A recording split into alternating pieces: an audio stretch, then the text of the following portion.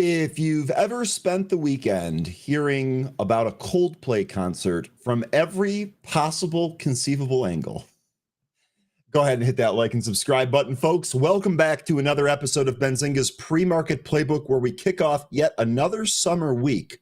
But this is no average summer week. 20% of the S&P 500 is going to be reporting this week, so we're going to have plenty of stuff to discuss and plenty of stocks to look at regarding some of those earnings. Now, thankfully, with all of those earnings, we're very, very light on data this week.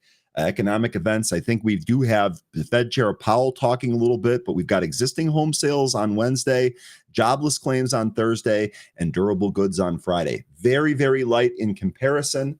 We're going to break everything down. Benzinga's pre-market playbook for Monday, July 21st, starts right now.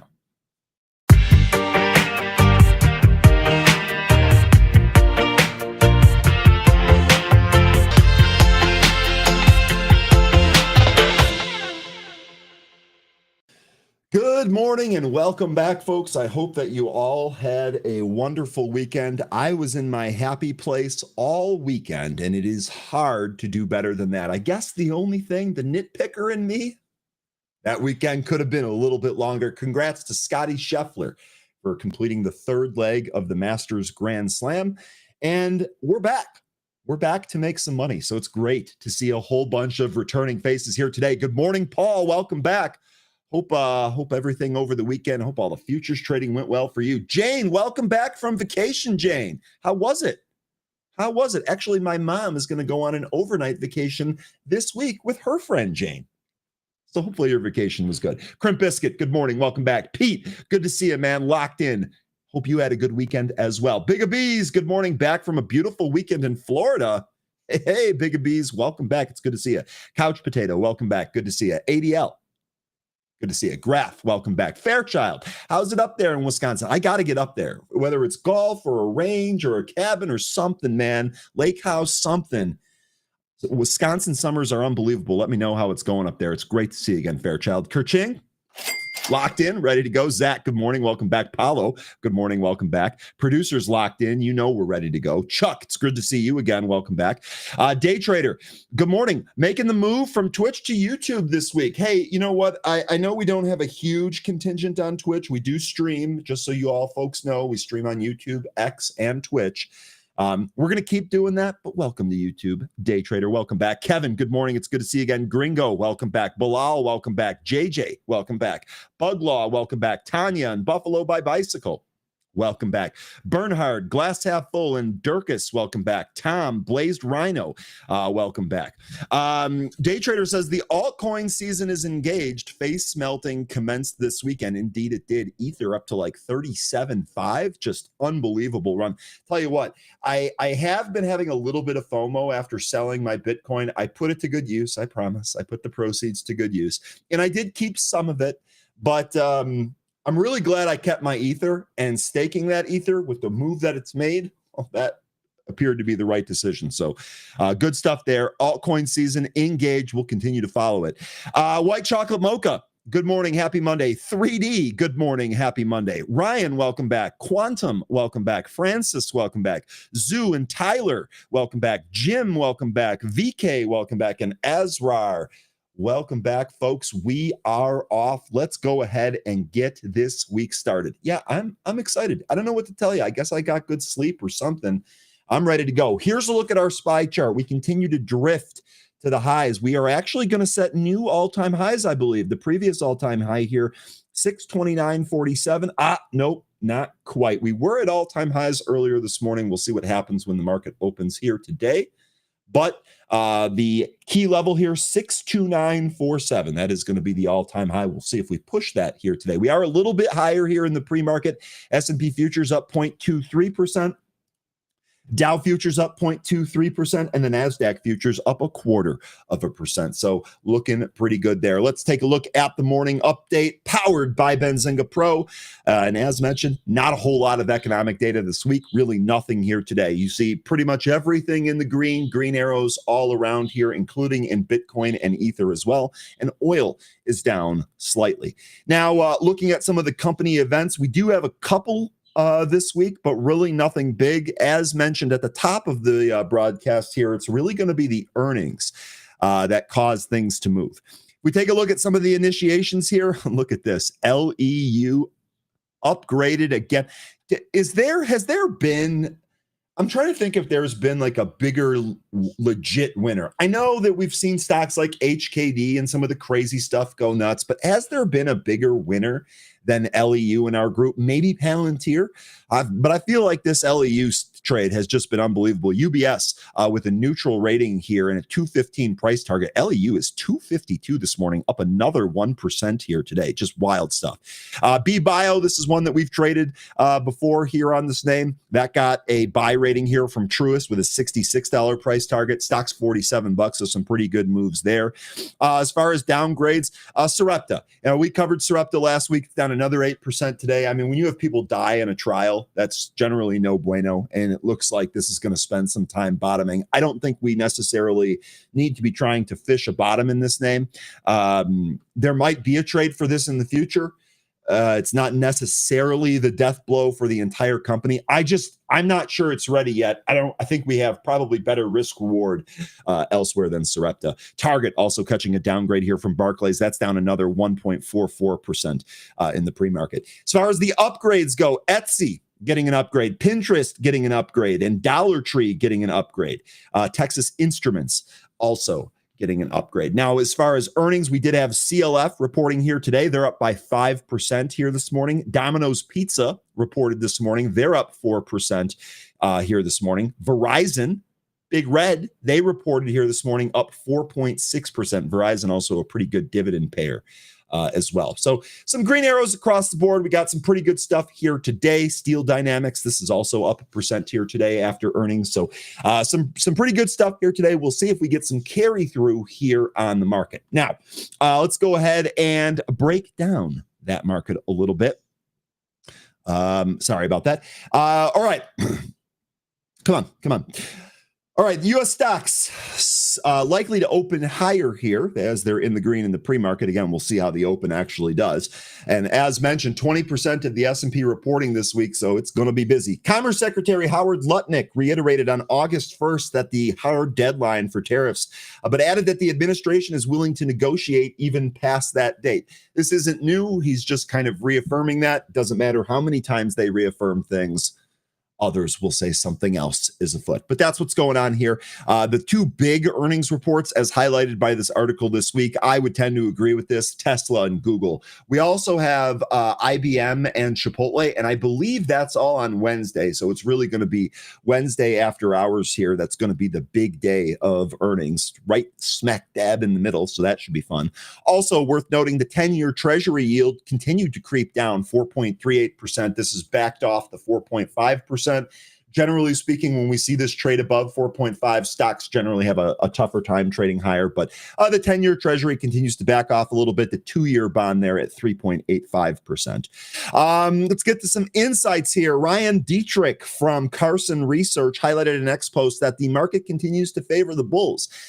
Indeed, it has been a tough time to be a bear in this market, without a doubt. So, let the good times roll, right? Let the good times roll. I think the big takeaway from this is that it's never bad to be skeptical. It's never bad to really kind of think about both particular outcomes, but you got to go with the mo. And right now, the momentum seems to be to the upside. We'll position ourselves in case that turns around, I suppose. Insurance should be cheap right now, but nonetheless, bulls still in control here. Highlighting JC Peret's data, he said that the technology stocks were outperforming relative to consumer staples. Also underscoring Cam Hui's data, he explained that the defensive stocks were lagging. Dietrich describes this as a bullish sign. All right. Humble Student shows that the defensive stuff is still lagging. Another bullish sign is we don't want this stuff leading. Good morning, Stock Trader for Life. Good morning, EKS. Good morning, Brandy. Good morning, Joshua. And good morning, Stan, my new favorite morning business show. Stan, we're honored and we're happy to have you here. Welcome. Hopefully we continue to give you some good stuff. In another post, Dietrich said that the mention of inflation in the S&P 500 transcripts was at its lowest since early 2021. How about that? So even in these reports so far, inflation not one of the top items there. Highlighting this, he said, quote, "It does appear the door is open for cuts," end quote, adding a rhetorical question saying that will they do it is another question. Now, my belief is that they definitely are going to do this. The Fed seems very, very dovish. To me, that just really seems like rate cuts are the next thing. They've so much told us that there really isn't a whole lot of Fed members thinking about a hike, and it just seems to be cuts. Really, the $64,000 question is when, right? And I'm still in the camp that I don't think we're going to see anything here in July. It makes sense to me that the first cut there will be in September. But again, we'll see how it shakes out here. Excuse me, even the heavily skewed politics University of Michigan survey showed improving inflation expectations. Coupled with CPI and PPI, it does appear the door is open for cuts, but will they do it is another question. Meanwhile, Louis Navellier of Navellier and Associates said that regardless of whether or not the Fed cuts in its July FOMC meeting, a dovish FOMC statement is now virtually guaranteed to a growing number of members who want to cut. How about that? He mentioned Fed Governor Christopher Waller's comments from Friday morning, where he laid out the case that the Fed should cut key interest rates to support a soft labor market. Quote, specifically, Waller said the U.S. economy's momentum has slowed significantly, and he expects it to remain soft for the rest of 2025. Waller also said that the task of analyzing the labor market is complicated by recent immigration crackdowns. He also pointed out that, quote, there's no evidence of tariffs in the wholesale price report, end quote. Pretty good report there. This was as the Labor Department reported the producer price index was unchanged in June, which was substantially below economist consensus estimates of a 0.2 increase. I highlighted that all 50 respondents in the Bloomberg survey for PPI, all 50 of them were incorrect. All 50. 50 for 50 on incorrect. All right, we talked about some of the stocks that were reporting earnings here today. We'll continue to check in on those throughout the course of the day. Next story here, Howard Lutnick says Trump's August 1st tariff hard deadline is final. Smaller nations face a 10% base rate. On Sunday, Howard Lutnick, the Commerce Secretary, stated that August 1st is the hard deadline for countries to begin paying tariffs to the United States. Lutnick also noted that nations can still engage in discussions after this date. Quote, this is a hard deadline, so on August 1st, the new tariff rates will come in, end quote. Nothing stops countries from talking to us after August 1st. President Trump initially announced these tariffs on April 2nd. Despite several shifts in the deadline, the White House has now confirmed that August 1st is the final date. Lutnick also mentioned that smaller countries, including those in Latin America, the Caribbean, and Africa, will face a baseline tariff of 10%. Trump had previously hinted at baseline tariff rates of over 10% for these nations. He also indicated the letters detailing the new tariff rates would be sent to smaller countries, quote, soon. Lutnick's remarks followed letters sent by Trump earlier in the month, to U.S. trading partners, informing them of new tariff rates that could reach up to 40% for certain countries. The announcement triggered a wave of last-minute negotiations as nations scrambled to secure lower rates. The announcement of the hard tariff deadline for tariffs comes amid a series of tariff-related developments. I'll tell you what, it's 8:13, and I'm already tired of saying the word tariff. It might be a long day for me. Trump had previously proposed a blanket tariff rate of 15 to 20% on most nations, a significant increase from the current 10% base, following an unexpected federal budget surplus in June, largely attributed to the huge surge in tariff receipts. These inconsistent policies have raised concerns, with Senator Elizabeth Warren voicing worries over long-term impact of Trump's tariffs on global partnerships. Trump had also previously indicated that he would be sending a take-it-or-leave-it tariff letter to 12 countries, detailing the tariff rates that they would face on exports to the U.S. These offers were set to be dispatched in early July, outlining the tariff levels that would apply to the country's exports to the U.S. Okay, next, now, this is actually going to be an interesting one, a stock that maybe we can trade here. It's going to be Block or ticker XYZ. Here is what it looks like. And good morning, Rail. Good morning, Get to the Choppa. Good morning, Jay Grant and Laura in Florida and Cheryl and Mo. Oh, we got everyone coming in here now. Awesome. It's great to see all you folks.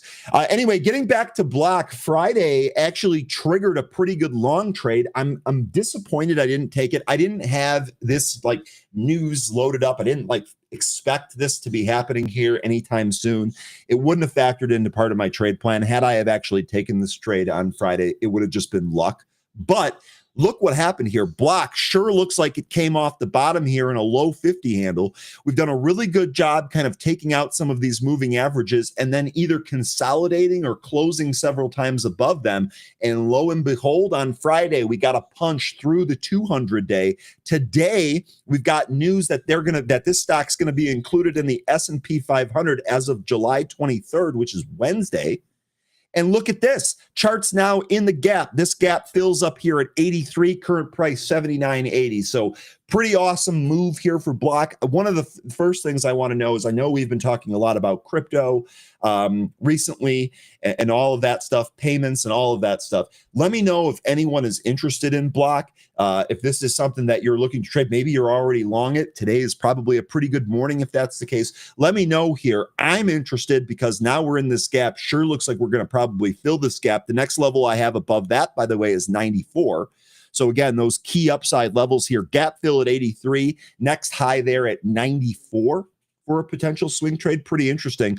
Also, if we trade back here, where might this stock test? I could see us trying to test 75 to the downside. If that holds, that actually might be another potential trigger to a long side trade here. But let's take a look at the news real quick and figure out why this is moving. Jack Dorsey's Block, which is worth over $1 billion, with over $1 billion, in Bitcoin holdings set to join the S&P 500.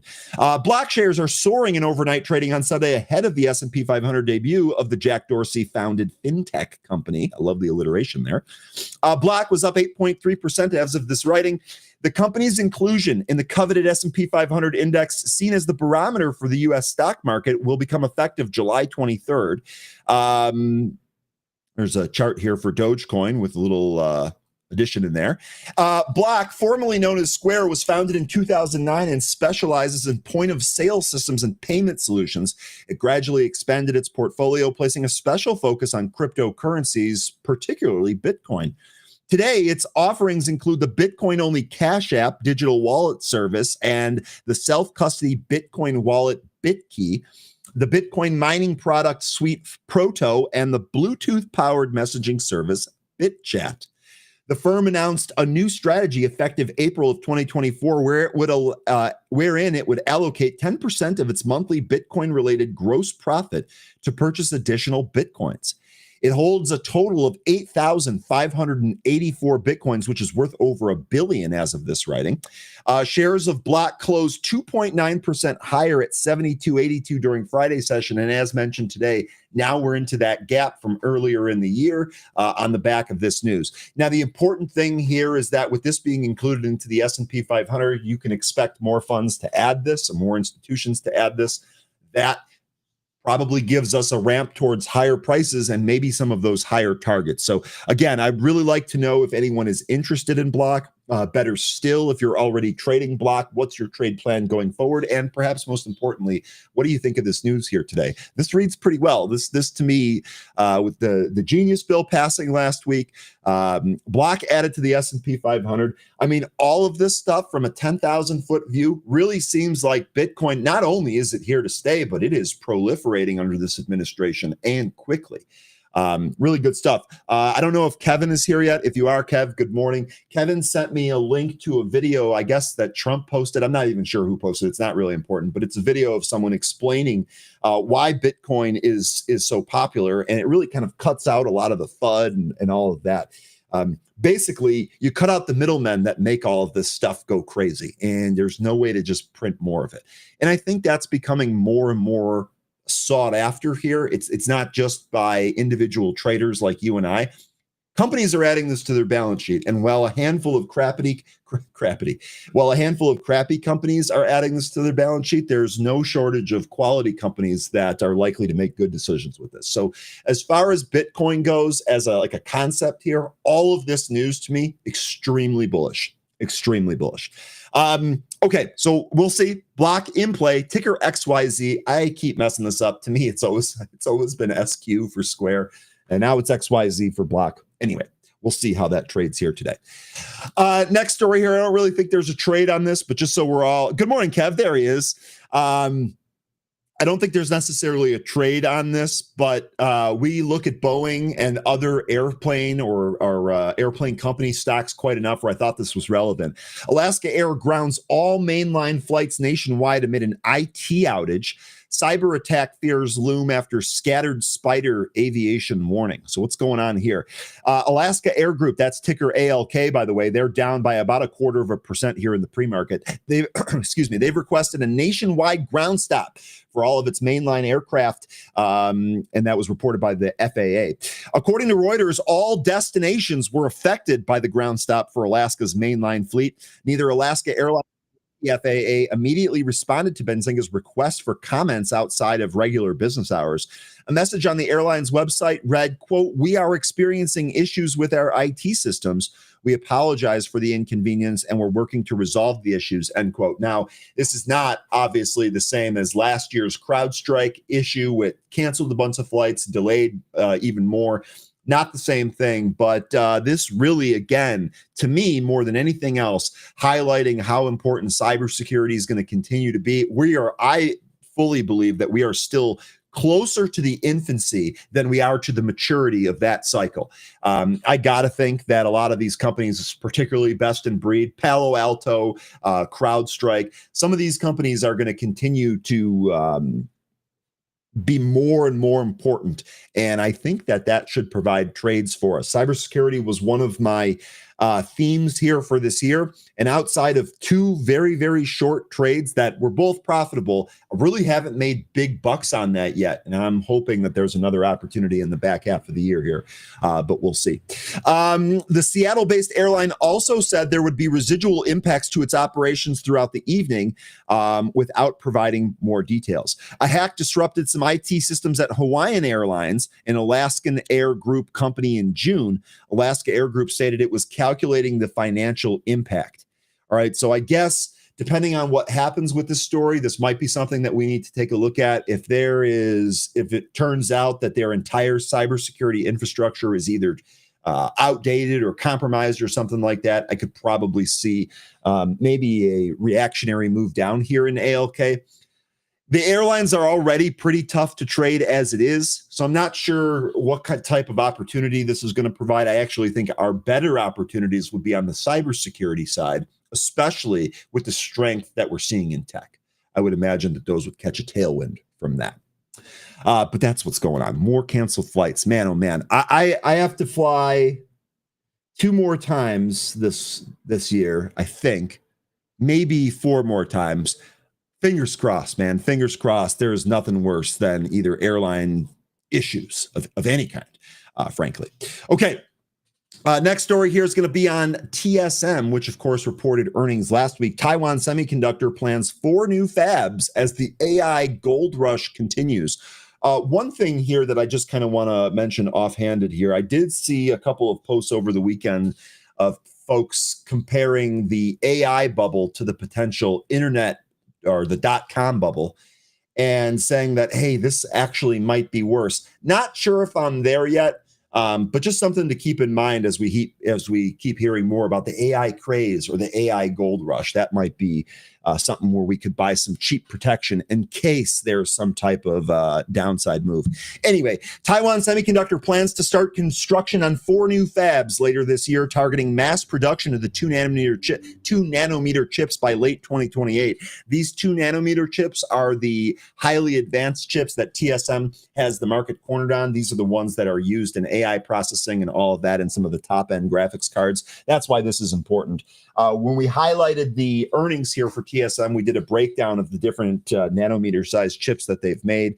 The 2 nanometer wasn't on there. The other ones seem to be like the current or the passing generation here. Nonetheless, they're going to try and make 4 new fabs here for these chips by 2028. That's according to the Central Taiwan Science Park Bureau Director, General Su Ma Shin. The new facilities, designated Fab 25, will house 1.4 nanometer wafer production lines. The contract chip maker aims to complete risk assessment by 2027 and ramp up to a monthly output of 50,000 wafers. Taipei Times reported. Taiwan Semiconductor has already leased the land for the new fabs, with the Central Taiwan Science Park transferring the site last month. The park's second phase expansion will begin with soil and water conservation infrastructure, including detention ponds.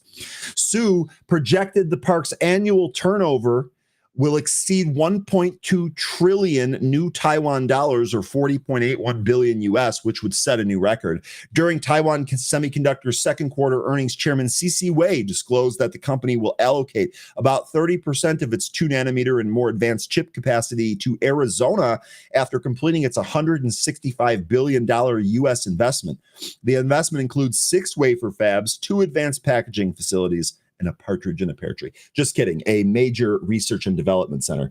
We also said Taiwan Semiconductor plans to build 11 wafer fabs and 4 advanced packaging facilities globally over the next few years. The company is preparing additional 2 nanometer fabs in Hingshu and Kaohsiung, I believe, to meet growing consumer demand. So, pick your poison on this whole AI thing. I understand why people are looking at it like a bubble. I totally get the thought process.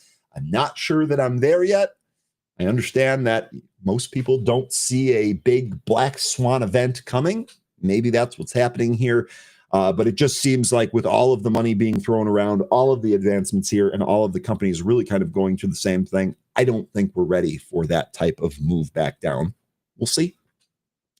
Taiwan Semiconductor closed with a market value above $1 trillion in Taipei for the first time last week, driven by a sharp rise in sales forecast fueled by soaring demand for the artificial intelligence chips. The chip maker shares soared to a record high on Friday, marking nearly a 50% gain since April and making it the first Asian stock to top the $1 trillion mark since PetroChina briefly did it in 2007. The chip maker is a key NVIDIA and Apple supplier. The company raised its full-year revenue growth outlook to around 30%, signaling strong positioning amid intensifying competition for AI chip production. Goldman Sachs analyst Bruce Liu observed that the demand for Taiwan Semiconductor's advanced nodes continues to grow steadily. They anticipate the company will introduce more significant price increases in 2026 as AI-driven orders remain strong. Doesn't look like there's any cooling here yet. Kaohsiung. Thank you. Hey, folks, just another reminder here. I know I'm kind of a rookie at this. I'm not someone that has spent my life in television, being in front of a camera and all of that. I often mispronounce names, especially names with some type of ethnic origin, no matter where it's from. My personal view on this, please correct me. I don't like being called Brian. Brian, no offense. Good morning, by the way. I don't like being called Brian because that's not my name. And so if I'm reading other people's names or the name of a town, I think that it is the least I can do is pronounce it correctly. If I pronounce something incorrectly, I actually appreciate things like this. This is how I get 2% better every day. So day trader, appreciate that. Please, if I pronounce any of these names or cities incorrectly, please continue to correct me. I appreciate that a lot. Okay, next here, we want to talk about another stock. I'm going to go back to the charts real quick because we've been diving into a lot of news here this morning. Remember, we're no guest here on Monday, so we're going to do this all the way up till 13 shows up here. Here's IREN. Now, I can't remember. Chat, help me out here because I know this stock has been talked about recently. I can't place it. I don't think this was an Adam Mesh call. I think we talked about IBIT with Adam Mesh.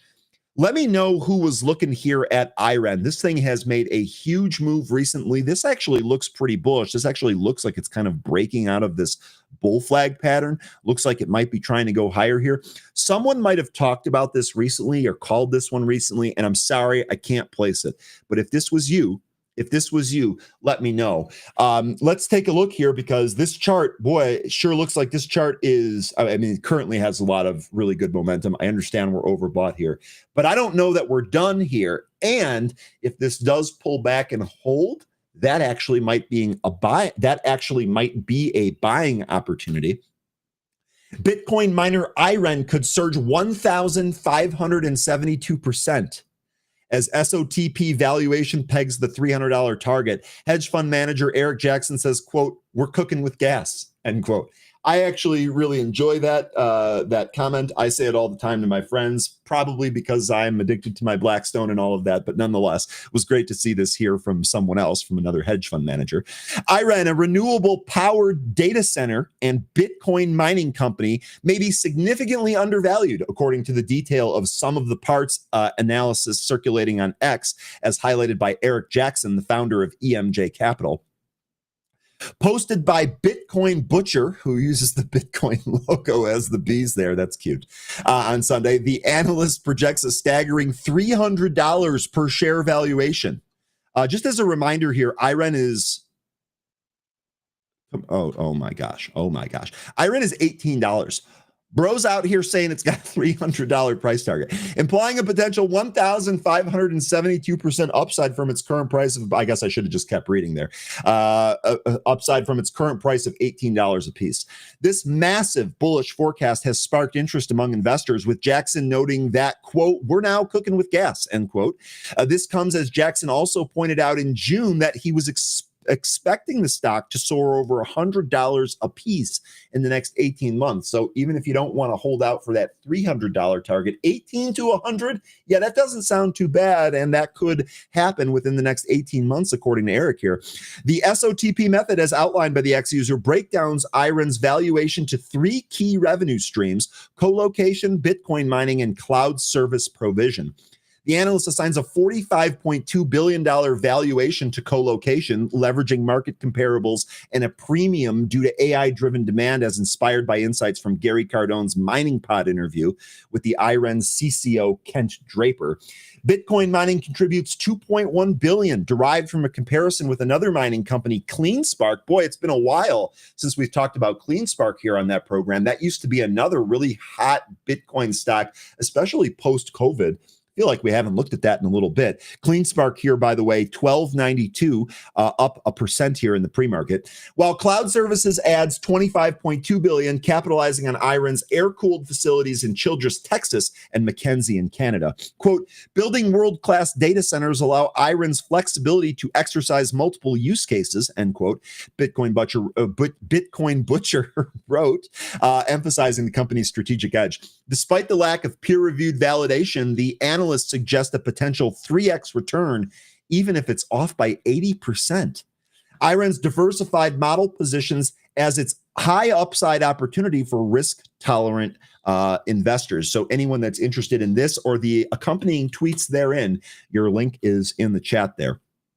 Jackson has been bullish on IREN and Cipher Mining, another popular Bitcoin stock that we've taken a look at here a number of times in this program and even traded live here. That's ticker CIFR. Even as Bitcoin hits fresh highs, he said that Bitcoin miners, IREN and CIFR, are still priced like Bitcoin is 58K. Day trader, I think this is what I wanted to kind of learn from you. These valuations, are these pie in the sky valuations? Is there any legitimacy here? Do we kind of fall in between on the spectrum? Where are you at with some of these? Because I generally tend to be skeptical of like these really huge valuations. If it's going to go to a valuation like that, let it prove it to us. We don't necessarily, need to catch all 1,500%, but let me know how realistic you think some of this stuff is.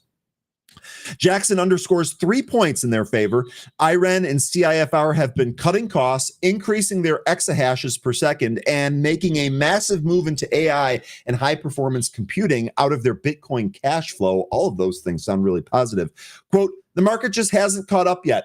I'm long," end quote.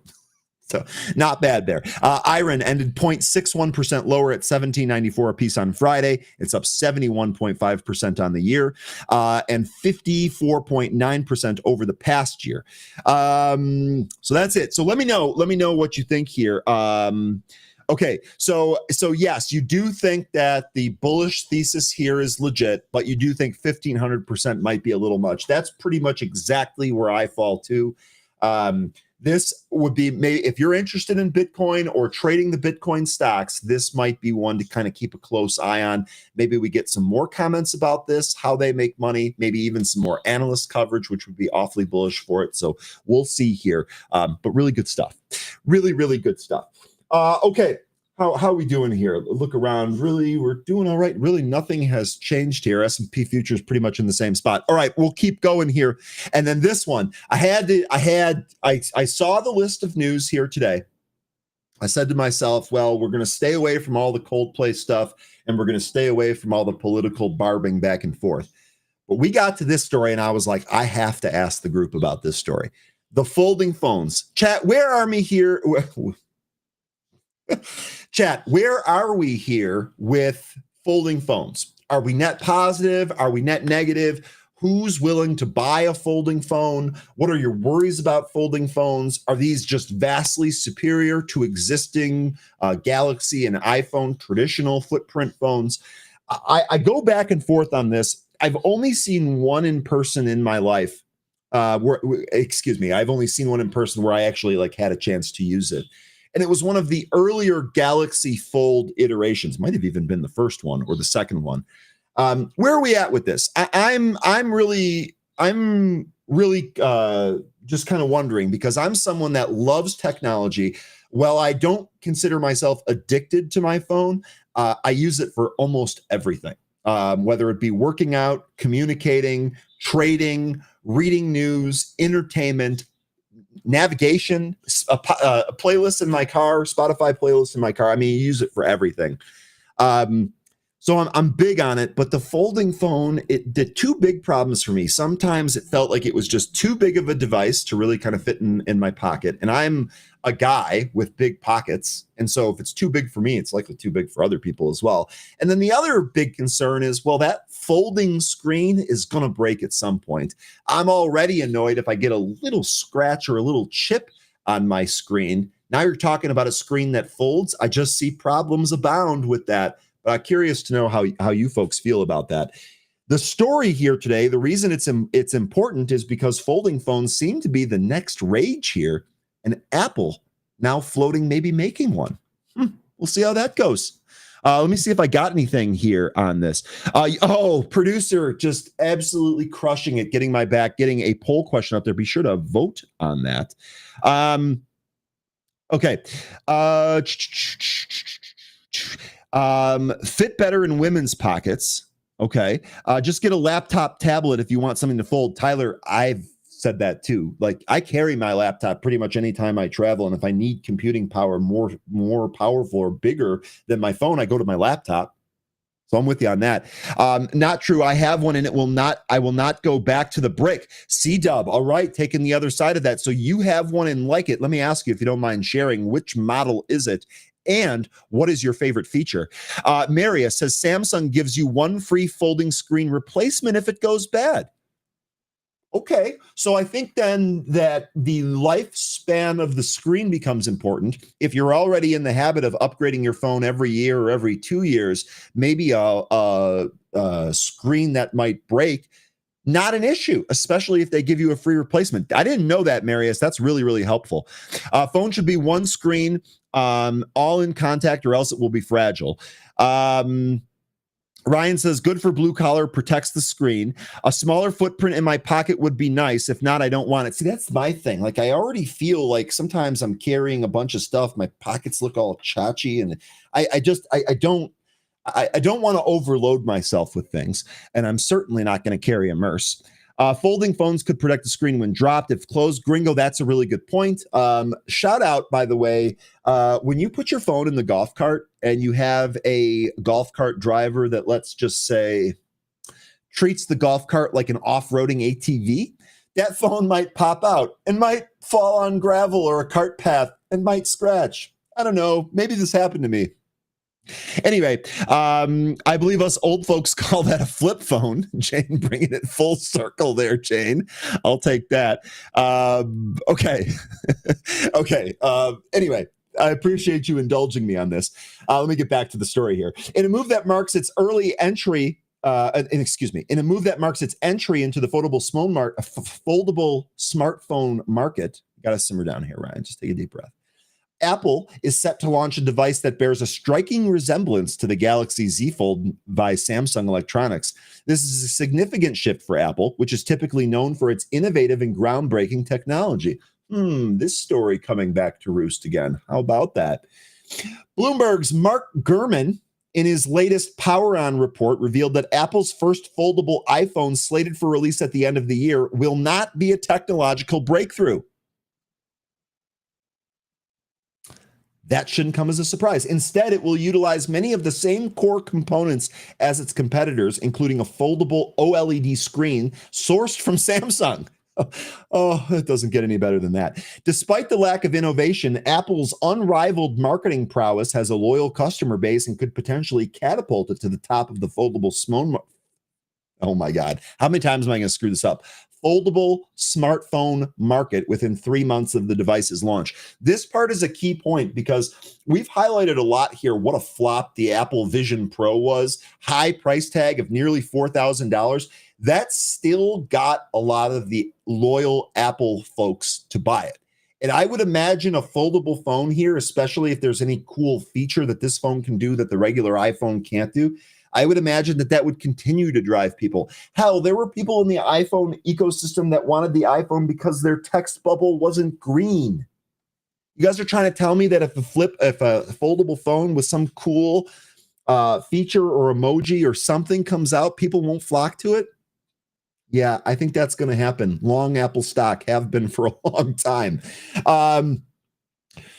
Despite the lack of innovation, Apple's unrivaled marketing prowess. Okay, The foldable iPhone is expected to retail at a minimum of $2,000, and I'm pretty sure that's what the Galaxy phone is at or thereabouts, right? That's about a comparable price, which could significantly boost iPhone revenue, even if its unit sales are not astronomical. This is the key point. If there is good margins on this product and it is somewhat affordable and the adoption rate is even partially good, this should help that iPhone cycle. That iPhone sales cycle in every earnings report is the biggest data point that Apple gives without a doubt. And if this can actually help that, it almost doesn't matter what we think. If the numbers are there to support it, Apple stock is going north. That's kind of my read through on this. Apple is also reportedly working on addressing some of the common issues associated with foldable devices, such as improving the visibility of the inner display crease and enhancing the hinge mechanism.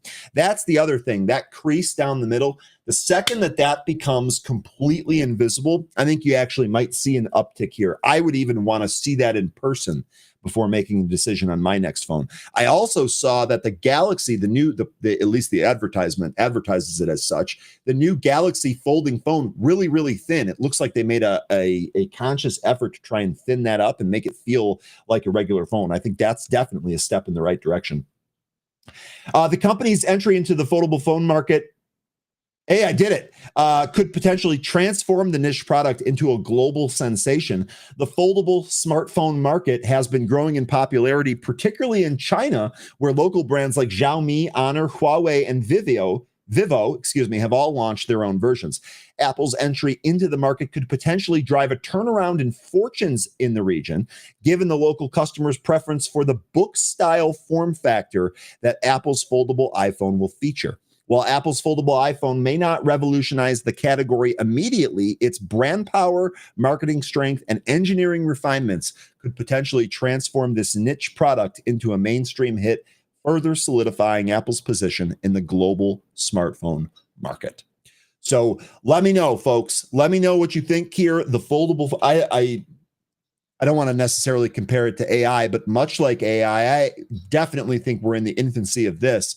And I think that maybe there's something unseen yet, right? Maybe there's some feature, app, something that we just can't even really predict yet that makes these phones even more desirable. Here's an updated look at your Apple chart real quick.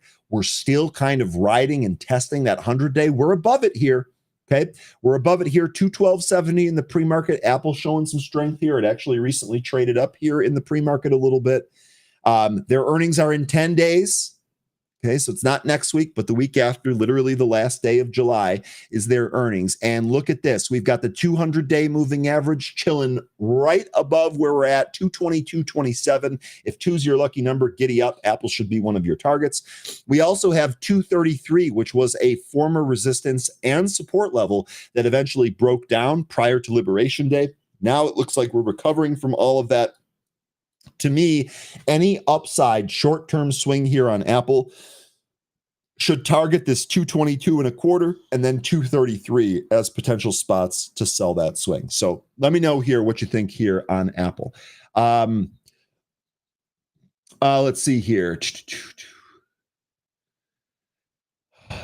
Google's Pixel Pro 9 Fold. I love that I can have two things going at once without switching between tabs. There we go. Jane is still on her getting a flip phone for $10. Bob says the only way to treat a golf cart is like treating it like an off-road ATV.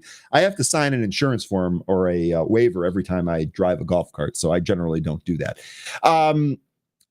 Flip phones make you feel like Captain Kirk calling the Enterprise. I'm still waiting for our what do they call those? The little thing that they have on their lapel.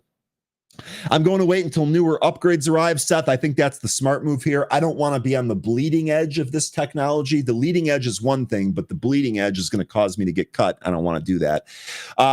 Buffalo by Bicycle saying, I remember paying $3 a minute for a phone call out of a briefcase to avoid the payphone line at the Dead Show. My first cell phone call. What happens at the Dead Show stays at the Dead Show. Get to the Choppa says you can't use the flip phone the folding phone, with one hand. Jane, you see what you're doing to me? You can't use the folding phone with one hand. That's one thing too. I feel like I've got big bear paws, big bear mitts. And right now the big phone is literally at like the maximum size that I can comfortably use this with one hand. I do use it with two hands to increase some speed, but get to the Choppa. I think this is a really good point for those of us that prefer to use it with one hand. The folding phone offers no reprieve. Seth says this is going to be a good move.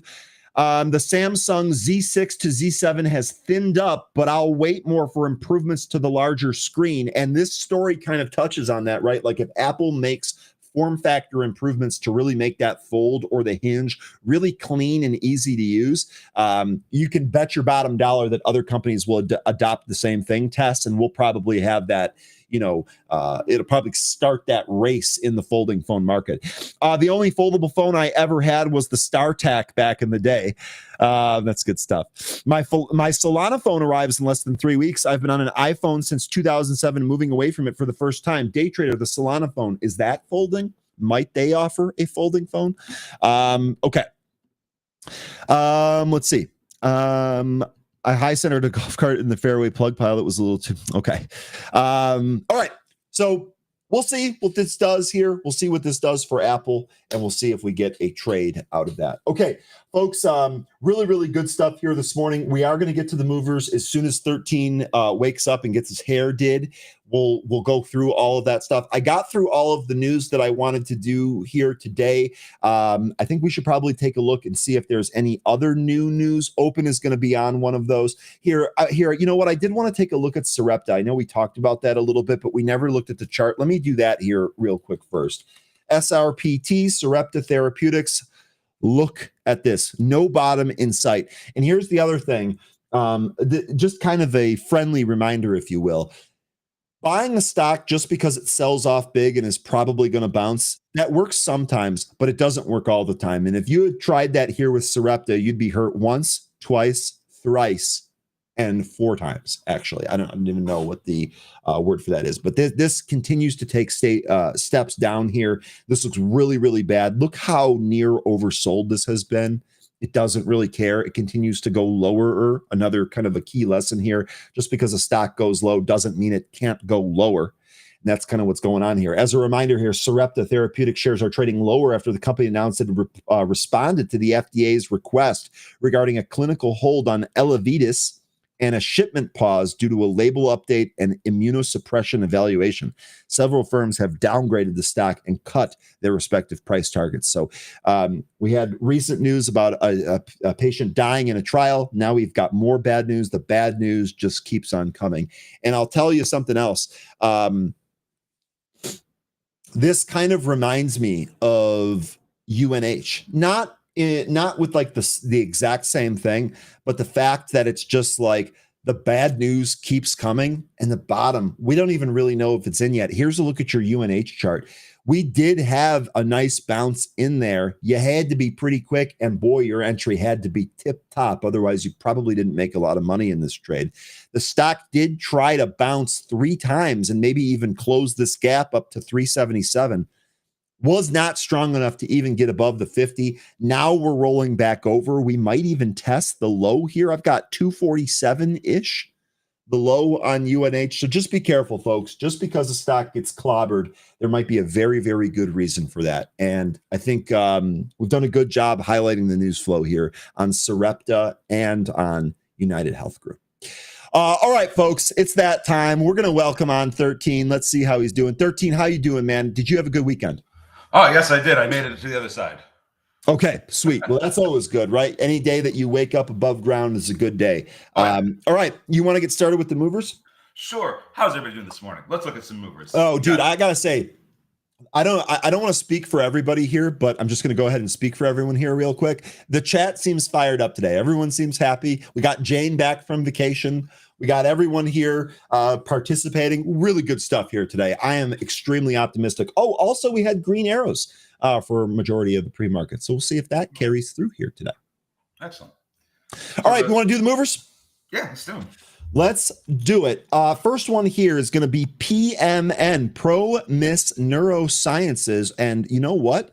This was not on the list when I consulted it here this morning. So for you penny players, here you go. This is a penny stock. This stock was literally in the 45 cents at the close of business on Friday. And here we are popping into dollar territory here. ProMIS Neuroscience shares are trading higher after the company announced the FDA granted fast track designation to PMN 310. So here we go. Another FDA fast track. We've seen this as a theme. It often pops the stock. The important question here is this move done? Are we going to retrace, or might there be some more in here? We're definitely going to use some of the technicals to do that. Let's do a quick look around the horn here. Short interest, 0.44% of the float is shorted. That's basically nothing.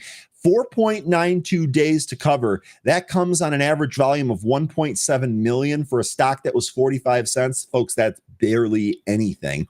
Stock has traded 70 million here prior to the open. We've got a float of 32 million. 13, what do you think on this one? Ticker PMN.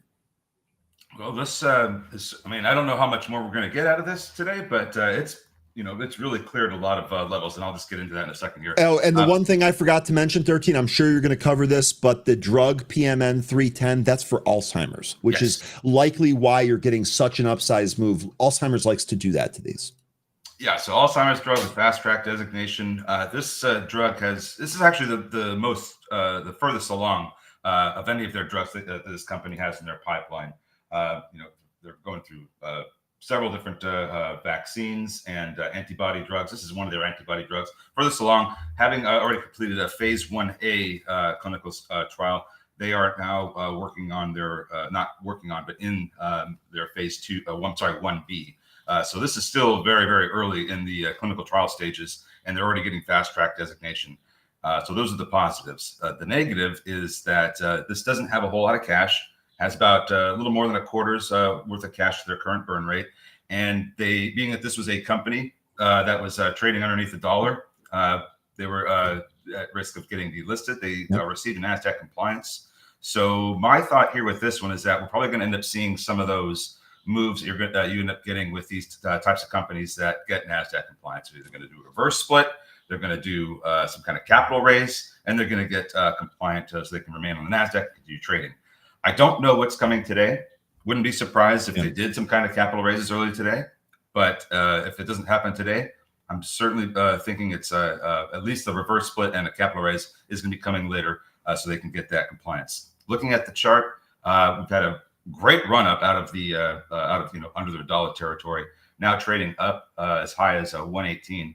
When I look to the left at the area that we're at right now, massive consolidation that we're in. We're going to be facing from August and September of last year. A lot of supply to chew through there. So don't know if we're going to be able to do that. It's currently having trouble getting above 115, although it could do it right here. Now, if this starts to roll over, we're going to want to watch for to see if it can hold above $1 or not. Because if it goes underneath $1, it's not going to trade as well. It might take some time to come back. 32 million float, a little bit harder to trade when it's not a low float one name like this. There we go. Just popped over 122 actually. So for this one, it looks like this could be good. It's gonna take a lot more volume to get through that supply. There's other resistance levels we could look at, like 140 certainly looks like one if it happens to get through the supply that's at right now. But that's about where I have the upside targets for now, because I need to see if it can get through this supply from that area last year. Okay, now a couple of things to note Am I here low? on this. Can you hear me? No, yeah, you sound great, man. You sound like you're actually in the room with me here, at least for me. Chat, let me know how 13 sounds to you. 13, your mic sounds great today. Okay, I'm probably just mumbling too.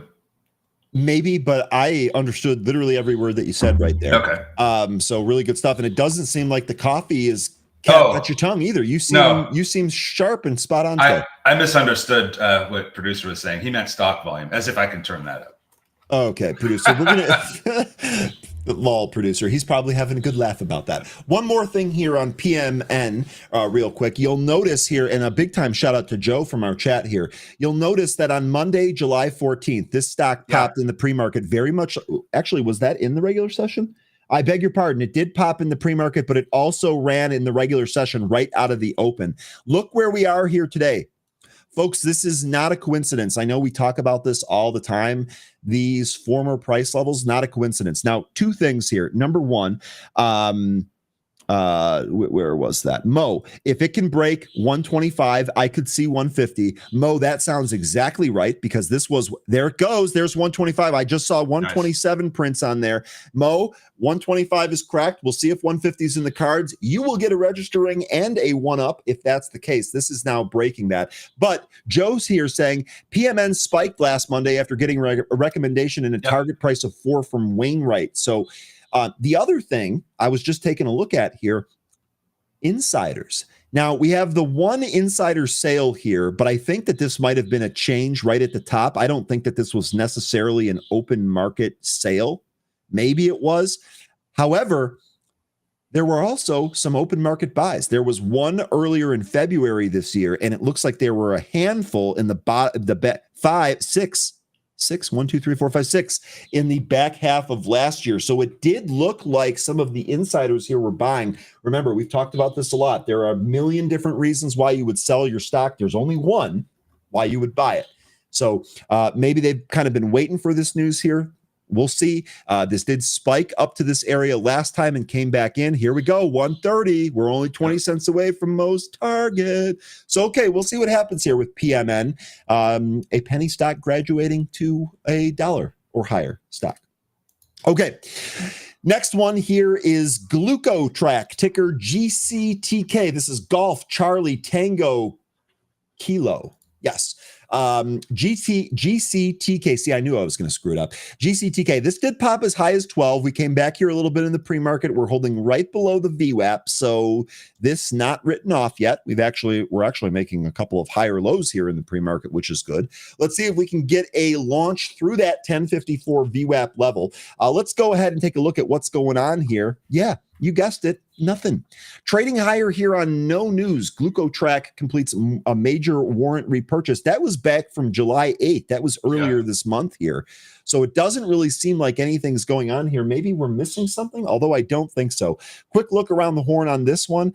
38% of its float shorted. So tis the season to be squeezing, as we've been saying. This one, a potential for that. 1 day to cover, that comes on an average volume of 624,000 shares. Today we traded 13.5 million. Float here, micro, 511,000 shares. This may be one of the stocks that launches here today. 13, what say you? What do you think on this one?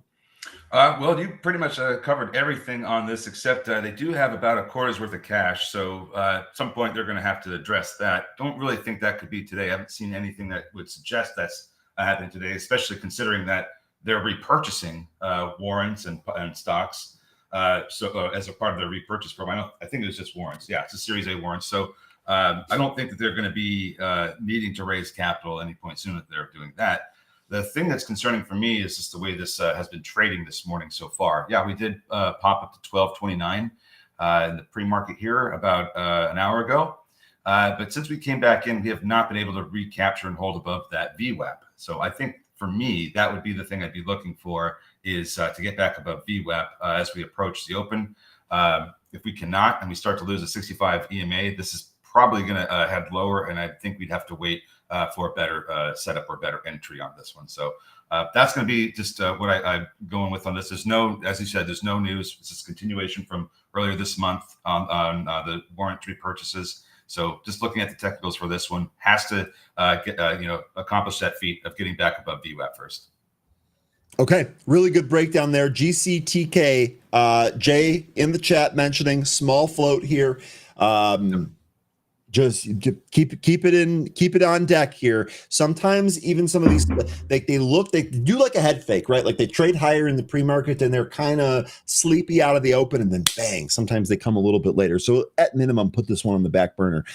Jay, really quick here, we will touch on Ondas here. I do have a thought on the piece of news here today that I'll give you shortly. But Jay, just have to ask you here real quick. What did you think of Scotty's victory yesterday, getting the third leg of the Grand Slam for the majors there? And does this mean that you're going to go to Shinnecock Hills next June to watch the U.S. Open for his chance at taking home that career slam? Let me know. I'm kind of throwing that back and forth. Anyway, back to business here. Next is going to be HSDT, ticker HSDT. This is an oldie but a goodie, you could say. We've traded this a whole bunch of times in the past. This is Helios Medical Tech. Helios Medical Technology shares are trading higher after the company announced outcomes from its PONS SRP and plan to submit FDA breakthrough designation. The stock popped as high as 19 and change, although it's pulled back and lost the VWAP. We'll see if this is actually able to settle up here anytime soon. Quick look around the horn, 58.96% of the float shorted here, and I've got a float reading here of 700K. So really quickly, let me check to see if there was a split. Yep, July 1st and May 2nd of this year, we did a 1 for 15 and a 1 for 50 reverse split. So keep that under your cap. The only reason the stock has a price this high is because it's done nothing but reverse splits. And remember what we've said about reverse splits. As a general rule of thumb, if a company continues to reverse split, it's not doing that well. And if it continues to forward split, it is doing well.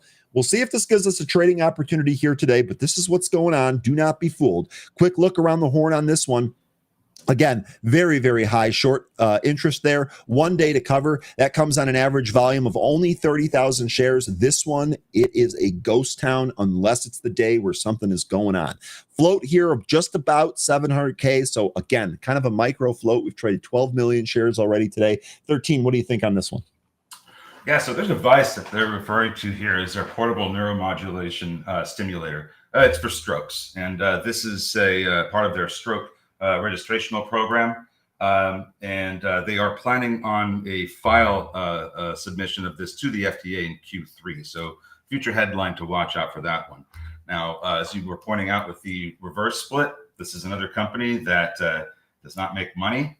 Actually, they do have a little bit, like a tiny amount of revenue, but they're mostly just a cash burning company. And that means that they had to, at one point, go through the reverse split, which means they're probably also going to have to do some kind of offering at some point soon too, because the company does need cash. So could come as early as today. I don't think I saw anything that was been previously filed. So not sure that I can speak. Oh, no, I'm sorry. I take that back.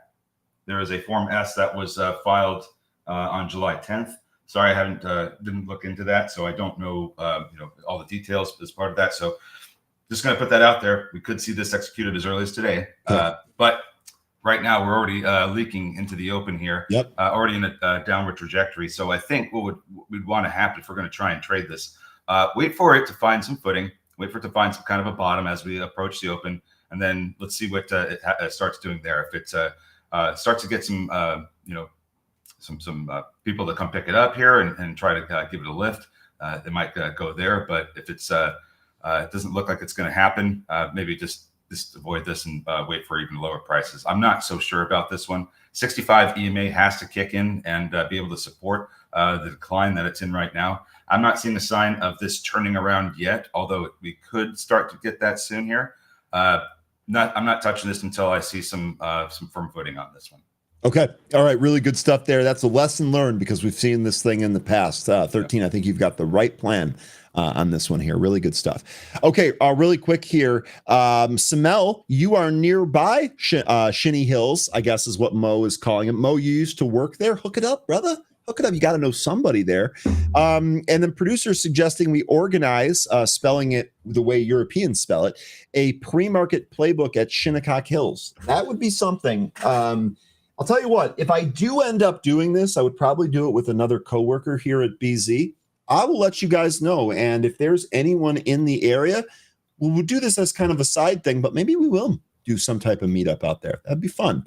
I know with that being around New York, they're highly populated area, we might be able to get a lot of people to do that. So, okay, cool. Let's keep moving here. Next is RDHL. David, good morning. RDHL news just out, and wow, it is spiking. So let's cover it, brother. This stock ripping here, 60+% in the pre-market. And as David mentioned, it's happening right now. Let's see what's going on with this. Red Hill receives positive FDA feedback on pathway of approval of groundbreaking RHB 204 for Crohn's disease.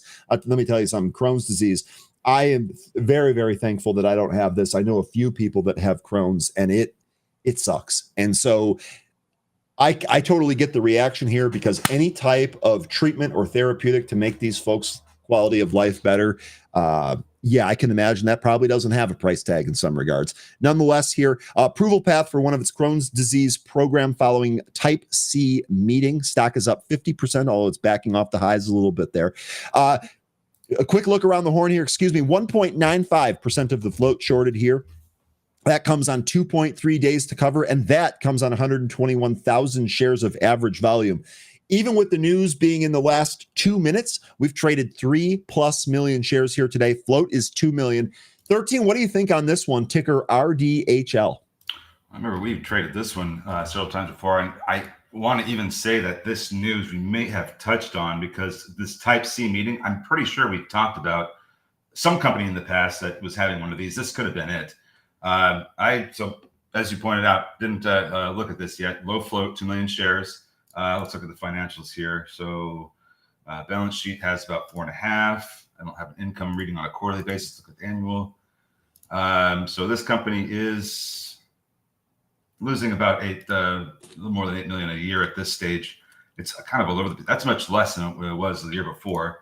Cash flow, they're still burning money. So I don't think they're burning it at an alarming rate, but I don't have the preferred financial data that I like to look at on a quarterly basis. That seems okay for now, I guess. But they are going to, I mean, this is a biotech company, so it wouldn't surprise me if they have to raise capital in the future. Let's just look at levels here from the broker's chart and see what I can find. So we are coming into the supply area back from earlier this year, from March. We lost $3 back in March, and it seems that since we lost it on the 11th, we have not been able to recapture it, even with the attempt back on April 10th. So we peaked above, but couldn't close on that day. So that's a good mention. And look at the price action we had today. We got as high as 320. So where is that exactly? That's right about where we were trying to come back up shortly after we lost that $3 level in March. The 17th and the 21st and 24th all hit that same area that we ran up to just now this morning at 320. So right there, I think that kind of gives us a couple of levels to look at. $3, 320, potentially 370 if it can get up that high, but it's pulling back now. So let's just wait this out and see what it can do. It looks like 260, where it came down to and got some support. That appears to be some pre-market level here. Let me look just to be sure. I'm sorry. No, that's the end of the day on Friday, where it came down to. So getting support from that final move at the end of the day Friday. I'm sorry, Thursday. Wrong day. Thursday. Yeah, you're talking about right Yes. here as the big pop right at the close of Yes. Thursday and into Friday. I got you. I got you. Yeah. Sorry about the days, but anyway, that's a support area that we're coming down to that we've already tested once. I'd keep my eyes on that. Looks like 250, 245 could be another one, but to the upside, $3, 320. That's about all I've got for now. We'll see if it can clear those. If it does, we'll look at some other potential levels. Okay. Really good stuff there. RDHL, Red Hill Biopharma. We got a couple of movers. What do you got? I just also want to mention that Open Door is still moving higher. Thank you, Jay, for giving us that mention. That's up again. Also, AIRE, another one we've traded before. This one also up as well, up 32% now. Just some names that I've seen, recently that we traded before. RE Alphatech, they just closed their public offering of shares, so they got that out of the way. Something just to keep in mind if we're going to see this one move. I think we can trade that with a little bit less concern about them needing to raise capital now that that's out of the way. Okay. TDTH, this is Trident Digital Tech. I think there are a couple of you that were trading this one from last week. Look at the move this thing has made from 45 cents. We are $1.65.66 here today, so that continues to move.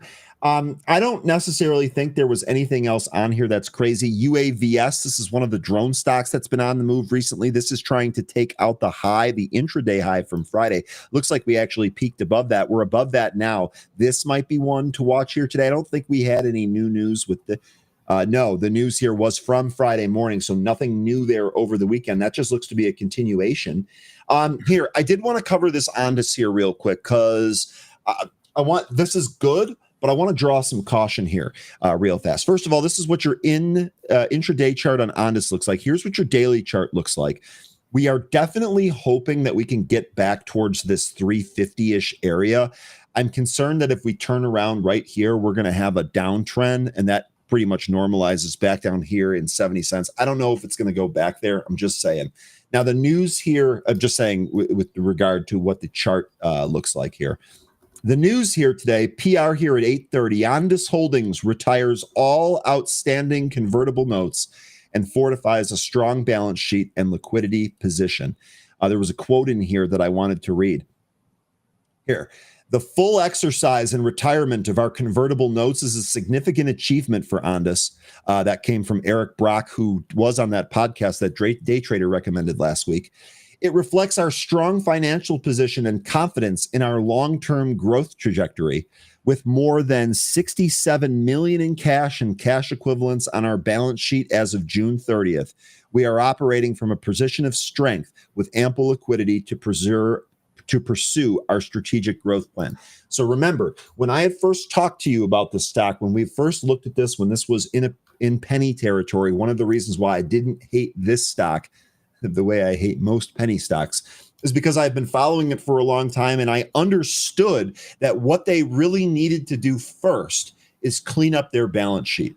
And it would appear, at least from the numbers that we're getting and what the C-suite executives are saying there, most specifically Eric Brock here, that's exactly what they're doing. The presentation on the investor day that they had a while ago, it was a 2.5-hour presentation on a Tuesday. I'm not sure how many people were able to attend that virtually, but they did the same thing. They were just outlining that it really does seem like they're doing the things that a good company would do, especially when it's a young, unmature company. Now, could this all go off the rails? Yes. I don't want to spin you some story here where this is a guaranteed 10-bagger. I don't know. I'm hoping it is. I don't know. But this is good news. Now, the caution that I would exercise here on this is, remember, one of the things we really want to see is some of this good news bleed its way down to the bottom line. We want to see more revenue. We want to see that in earnings. We want to see the company growing. We don't just want to hear that the company is growing and in this great sector. We actually want to see that through earnings reports. So this is good news. This is what I've been talking about for a while. It looks like they've been doing what they need to do, albeit slower than I had hoped. But let's not celebrate until the race is over. How about that? That's the way I would describe it. We were getting mentions here of PMN that went through those levels we were mentioning earlier, went as high as 157 before turning around. Yeah, No, called that. And that is the Let's high go. from October 31st, the exact high on that pop. So that's going to be a level I'm going to keep an eye on. Other levels of the upside, should we happen to get through that 157 high, I like 170, 190, and 210. Okay. Real good stuff there. Here, Jay, I love this comment. God, the chat, you guys brought your A game here today, each and every one of you. It's okay to own smaller names if you know the fundamentals, just don't own them for a short squeeze. And that's the thing. My thesis here on this smaller name was that the company was actually going to execute. It wasn't just going to be some random short squeeze. Okay, really quickly here, S&P futures and the rest of the market here pulling back in the pre-market, still higher, still in the green by 0.09% on the S&P futures. Dow futures a little bit stronger, 0.15%, and the Nasdaq futures the weakest, as those are about even. Now, I didn't see any news on that. No one is in here yelling, so I think we're probably okay. Let's see.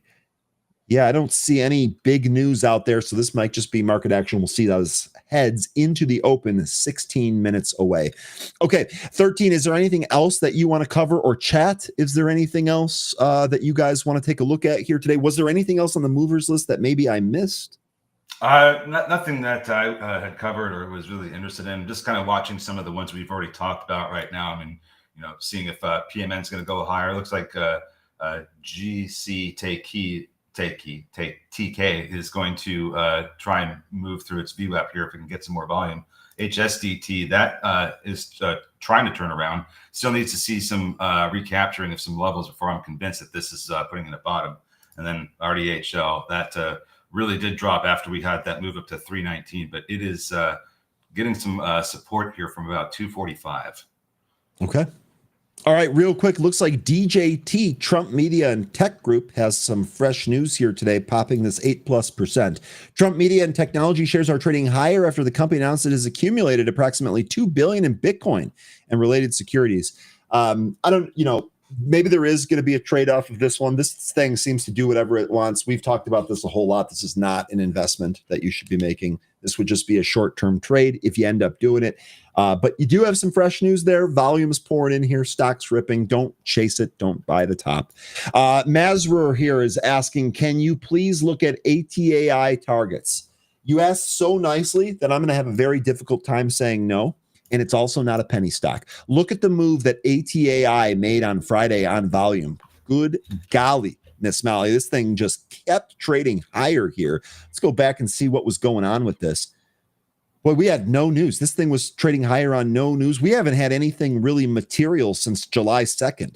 And that was after they completed a $50 million pipe financing. They got a 12%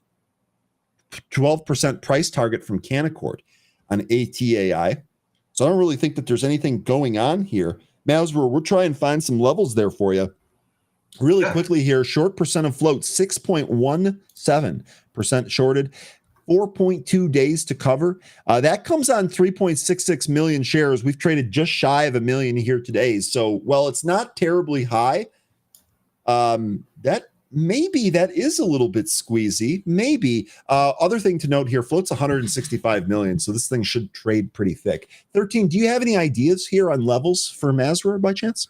From here, if we can get past this high that we just put in, because it seems like that's about where there was some topping out back in October of 22. The next level I would be looking at is probably 4. And then looks like 450, 455 could be the next one after that. You're going to have 5 is obviously a psych level as well that had some support and resistance. But I'd say about probably those next 3 levels would be where I'd be looking at. Just looking to the left. So if we can get past, let's say it's 365, I think it is about. If we can get past that, then I would say 4, 450, 455, and then 5 would be the next levels on that one to the upside. But 77 RSI at this point, and we haven't even opened yet. So just keep that in mind that this has been on a run here. Yeah. Okay. Real good stuff there. Real good stuff on that. All right. Squeezy low. Gotta love Ryan. Hey man, I try to make it fun. I try to make it fun, and I try to put smile on people's faces. That's for sure. Okay. Sweet one here, real quick, and I'll take this. Like this is again, this when we discuss theses, it's always important to look at the other side, not just the rosy side that you want to happen. I don't like Ondas at first glance. I don't blame you. They are losing too much cash compared to their stockpile. 67 million in cash isn't that much if you lost 14 over the last 3 months. You're correct in that, but again, some of the reason that they've been losing this cash recently is because they're still trying to clean up the balance sheet and get them into a better position.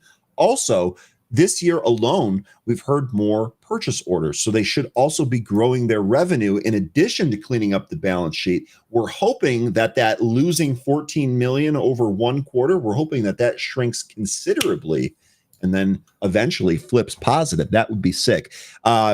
But sweet one, you're highlighting something here that's very, very real. And this is one of the reasons why I said, it's really important not to chase this name. And it's also, if you're going to believe the story here, we really want to see it materialize, right? We don't want to just hear about it on the front side. We want to see it post earnings report. We want to see that their revenue is growing and that they can handle this. Yeah. It looks like HSDT is trying to do a turnaround here. If it can hold above 1455, 1455, I think that we have a good shot of at least getting back up to the VWAP. Next area of resistance I'm seeing is going to be 1550 and then the VWAP after that. Okay. All right. Hey, look, we don't know where it's going to go here today, but it is in play. Yeah. All right. Let's check. Ray, I want to go into this. I knew that this was going to happen eventually, and I actually really like that it's happening a little bit earlier than the football season because that seems to be how this stock, the trade thesis for the stock, I beg your pardon, gets lined up every year. And it looks like we're taking a look at this a little bit earlier this year. Ray here saying Donkey Kong or DraftKings, ticker DKNG. I'm looking to start a new swing soon. Do you see a possible ascending wedge on the daily chart? Okay, well, I already have a downside trend line on. Oh, what's going on? Oh, my thing froze here. I already have a downside trend line on here. Are you talking? Where's the wedge? 13, maybe you can spot it here. I did have kind of a triangle here that I made from a long-term down trend line that we've broken above and the recent lows where we're really kind of trading up here. Now, so I don't see it just jumping off the page at me. 13, I'll turn this over to you. Maybe you'll see it here. Here's what I will say with DraftKings. The chart actually looks pretty good right now. And frankly, a move through 45 probably takes us to the 50 plus handle. I would say. So if you're looking for a swing here, as long as this can hold the 20-day, you know what? In an ideal world here, we would actually maybe trade sideways for 1 or 2 more days, have this RSI dip a little bit, end up holding this 20-day moving average, and that could give us an entry for a potential move higher. I still think your 45 level is going to be a trigger that might bring some more folks in here. Again, 45, and then maybe 50 plus. I want to say 54, but there might be some resistance before that. And then inevitably 64. This actually marks, and in fact, this was what, I know I don't have it drawn on here, but this was actually one of the better head and shoulders patterns that we saw resolve, right? Look at what DraftKings did when it put that head and shoulders in from October of 2020 to September of 2021. This thing had a massive move down after that. That's way in the past. Now we're starting to create a better looking chart here. So I like why you're going, what you're doing here for a swing. And I also think, look what happened. This stock bottomed at the end of last year. This was probably on earnings. I'll double check that here in a sec. This stock really kind of bottomed at the beginning of August. And then leading up to the end of September, this thing made a big time reversal, 28 and change up to 42 and change in that period, really kind of leading up to the opening of football. Do we have that in store again this year? Maybe. What do you think here, 13, on Donkey Kong, DraftKings? I think he told us where he's getting this rising wedge from. I started with the okay. I started with the May 12th and as the top part, and the June 2nd as the bottom, and I get that rising wedge by having those converge. So rising wedges, they're bearish. So this looks like we're going to, if this is the case, we're going to fall out of this and come down, potentially test the 200-day, 50-day SMAs, where we also have a trend line that we could find some support from. So that's what I think we could end up seeing out of here. I don't know if that's what you're after, because these are bearish. You want to see a falling wedge. Those are bullish. But this being a kind of like a shorter term, like not even about 3 months old pattern here. I don't think this is going to indicate some sustained long-term downside or anything. If anything, we're just going to get a how much of a move here? Let's see. Maybe like at the most 10% move down. That would be my thought out of just with this this formation here over the past 3 months. But if we ignore just this this pattern, you can take a bigger picture look at this stock, and we've got trend lines that we're about to break, trend lines we're about to test. Like if you drew a trend line from the February highs up through the most recent high here in July, we're still hitting that trend line. We're trying to get through it. As long as we don't lose a 20-day SMA, it looks like we could set up to push through it. But that 20-day SMA for me is going to be the determining factor in whether or not we're going to get that move through this trend line or that breakdown in that rising wedge. Okay. All right. Really good breakdown there from the chart expert 13. Good stuff there. Ray, let me know if that was helpful. And then perhaps more importantly, let me know how you're actually trading this. I suspect this will not be the last time we talk about DraftKings this summer here. So really good stuff. Marben this morning, please, anyone. SLDP is up 17%. Can you talk about it? SLDP? We can take a look at that. Let's do that here. Not one that I normally follow here. This is Solid Power. Oh, wow. Look at the ramp that this thing has made recently. Here's one of the things that I would say. I don't have a whole lot of context here from your question, but if you can give me any more, please do. Number one, right off the bat here, I don't think that this is something that you should chase. I don't think I'm breaking any ground here with this, but with an 85.4 RSI reading and a move that went from 6 to midnight in a hurry, man, oh man. I don't think you should be chasing this. That being said, we are seeing a whole lot of really good momentum qualities here. We took out all of those moving averages. We have the moving averages all curling up. We have expanding volume here on our daily chart. So this trade is working here. If you're in this, I would use this type of move and liquidity to book your gains. If that were me, I would do that. I don't have a position, so it's very easy for me to say that. Looks like there's no news, nothing new going on here. Quick look around the horn on this name, 8% of the float shorted here with 1.8 days to cover. On average, the stock trades 6 million shares. We've traded 4 million here today, so I think it's going to be above its average. And this stock trades pretty thick, 177.5 million shares in the float here.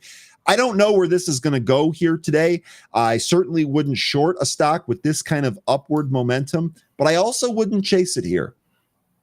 So I hate to punt on this, Marben. Really, I know you were saying here, battery maker partnered with BMW. That seems really good. I know a lot of the battery play. ABAT was up today. TDTH was up today. So some of those China battery names really going here. My question is when does this theme end? What do you think, 13? So we've been getting some, positive battery-related news for the U.S. Over the last week with the tariffs on graphite and that one company that I can't remember the name of in China shutting down operations because CCP told them to. They produce lithium, so it looks like we're trying to make this move to have battery manufacturing come back to the United States. I believe this company is in Colorado. Just when I was briefly looking at filings, it seems like they're in Colorado. Somebody can double check that if they want. But it looks like one thing that we've just done here is we've just moved through a gap from November of 2022. We closed Friday. We were just on, we hadn't hit it yet. And then that gap goes from, there's no price action from about 402 to 428. So we had a 26-cent gap that we filled, and we're kind of selling off through that gap right now. What we're going to want to, I think we'd want to see is support come in at about $4 where that gap ends. If not there, then 387 where the high from Friday was. It looks like we are gap filling. This is really extended 85 RSI on the daily chart. Yeah. But I think this is, moving as a result of that news with all the battery, headlines. So I think that this just kind of fits into that battery theme. Yeah. I mean, the stock's made a huge move here, so I'm not sure that, chasing this move is the right thing to do, honestly. Ryan, you guys should make a list on the side of your charts on the top 5 stocks, like a watch list for the AM.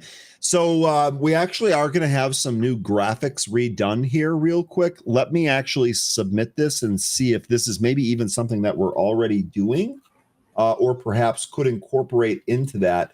We do have some really cool things planned. So appreciate that feedback there, Izzy. And I hope that you had a great weekend, boss. All right. We are less than, we're less than a minute now 30 to seconds. reopen here. 30 seconds. Let me get over to the main workspace. Let's get ready to roll here. Oh, one more thing. I'll try to do this quickly here. It's probably going to lag because I just flipped back and forth. Sorry about that. You guys were talking about Costco. I can't remember who it was asking about Seabass. I think asking about Costco earlier here. This is still on watch, Costco. We are watching to see if we can reclaim this 200-day in very, very short order. We've had 2 closes beneath it, 3 closes. Let's see here on Costco. Keep this on the back burner. All right, we're open. Let's do it. All right, so Showtime. PMN, can you hold up here? You can hold VWAP. That's where the fight is right now. GCTK losing the 65 EMA. That's not what we wanted to see. I'd be looking at the 200 EMA next, if not the first spot that we popped up to on Friday, which was looks like $8. Okay. Market here, by the way, I know we were a little bit weaker there in the pre-market. Market straight up out of the open here. Tesla really going. I'm actually already seeing some option flow on that.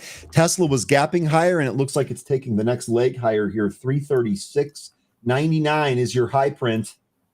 Netflix, by the way, continuing to move down here.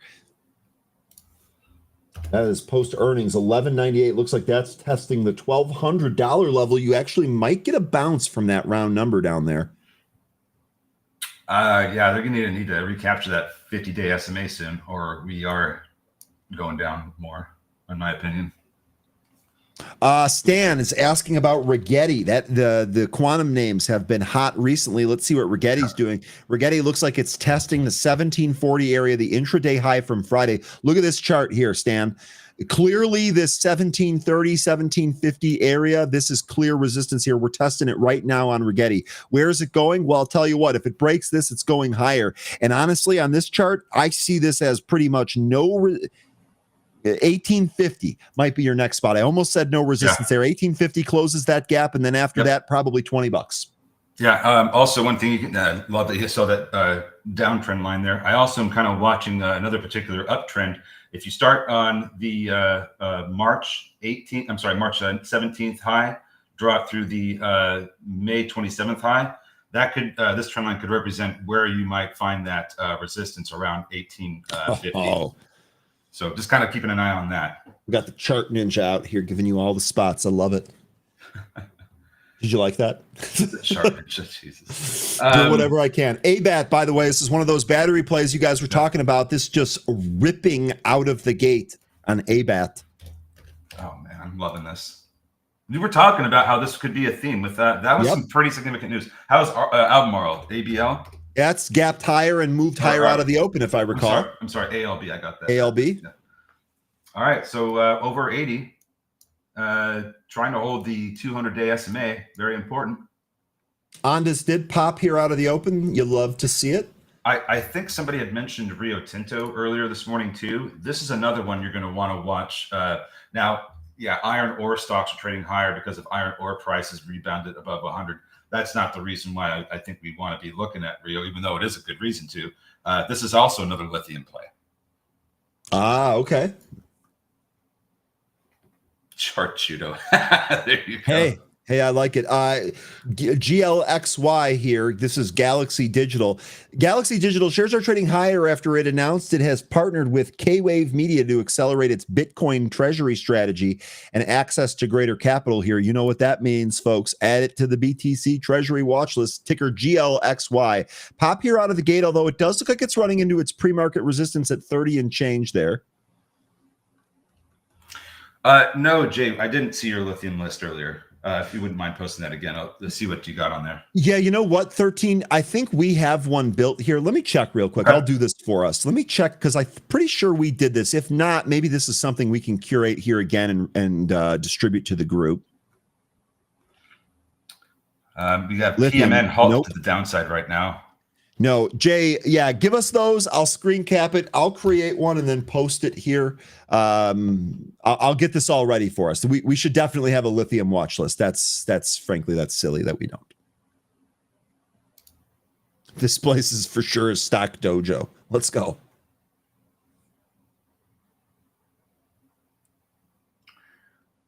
Okay.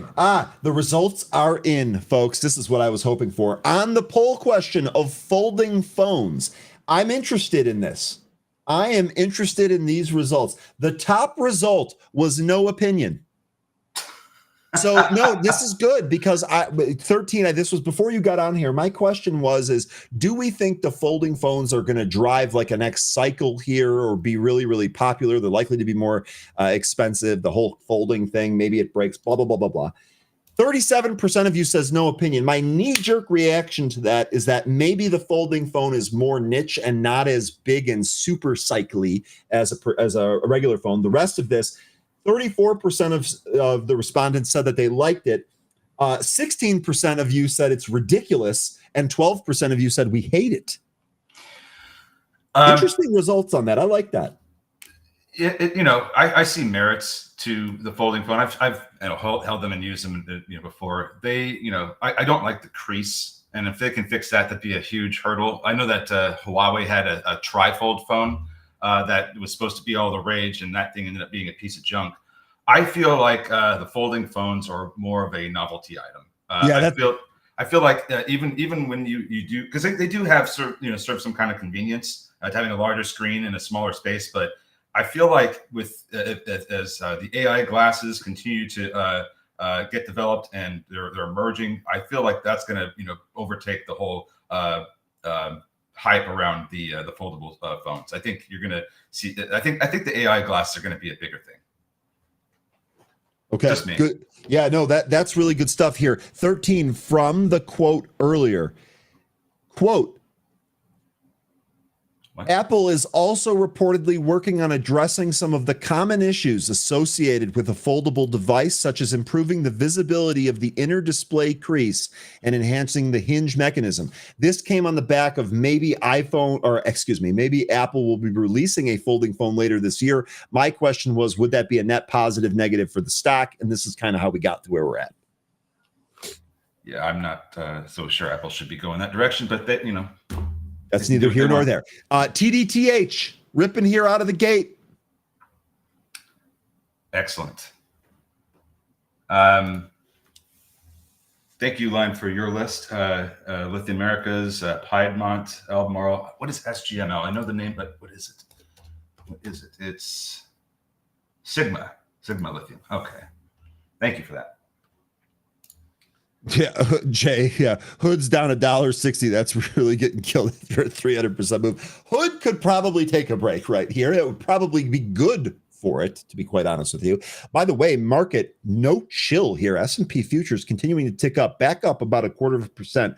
We're right at those pre-market highs, but boy, we have been straight up from the open here. A lot of other stuff responding to this as well. Ondas had with a nice power candle there. Really hope it doesn't give that back here today.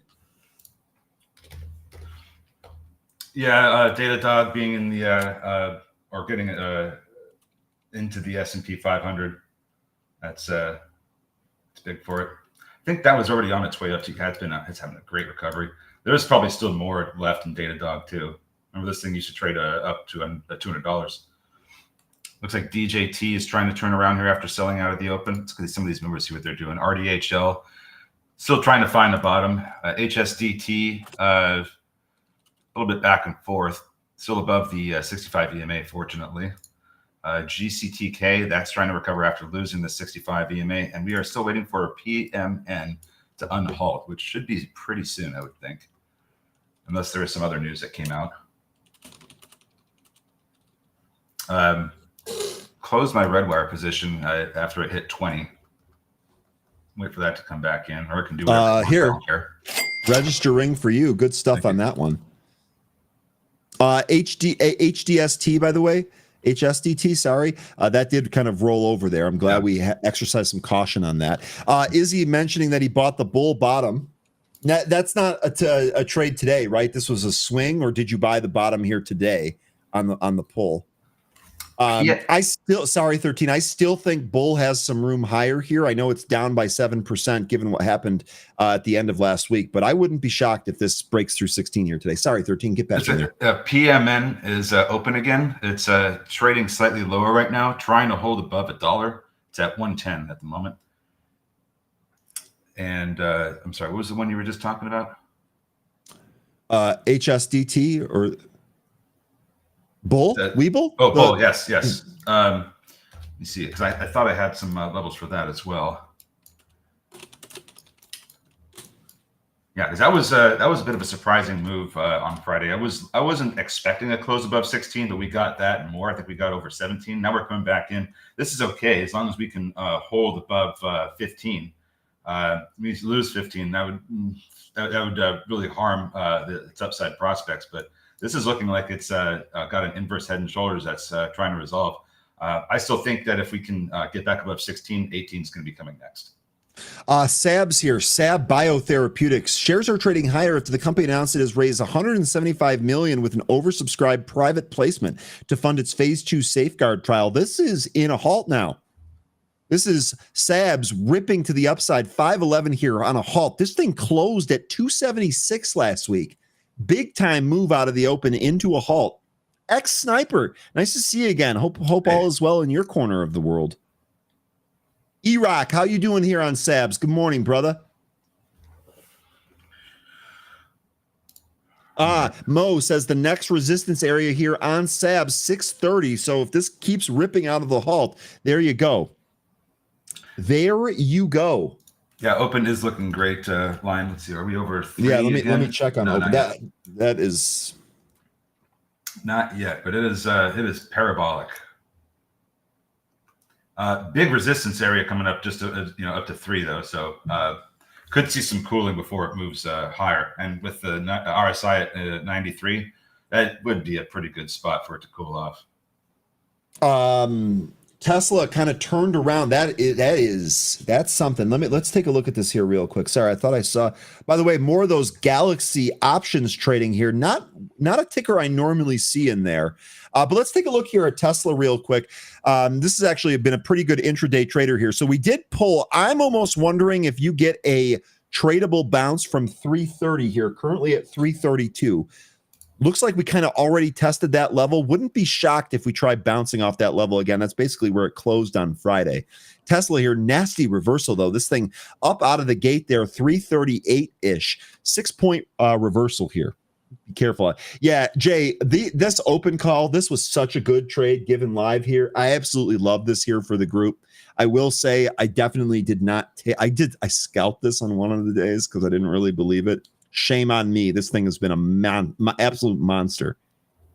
Easy for me to say.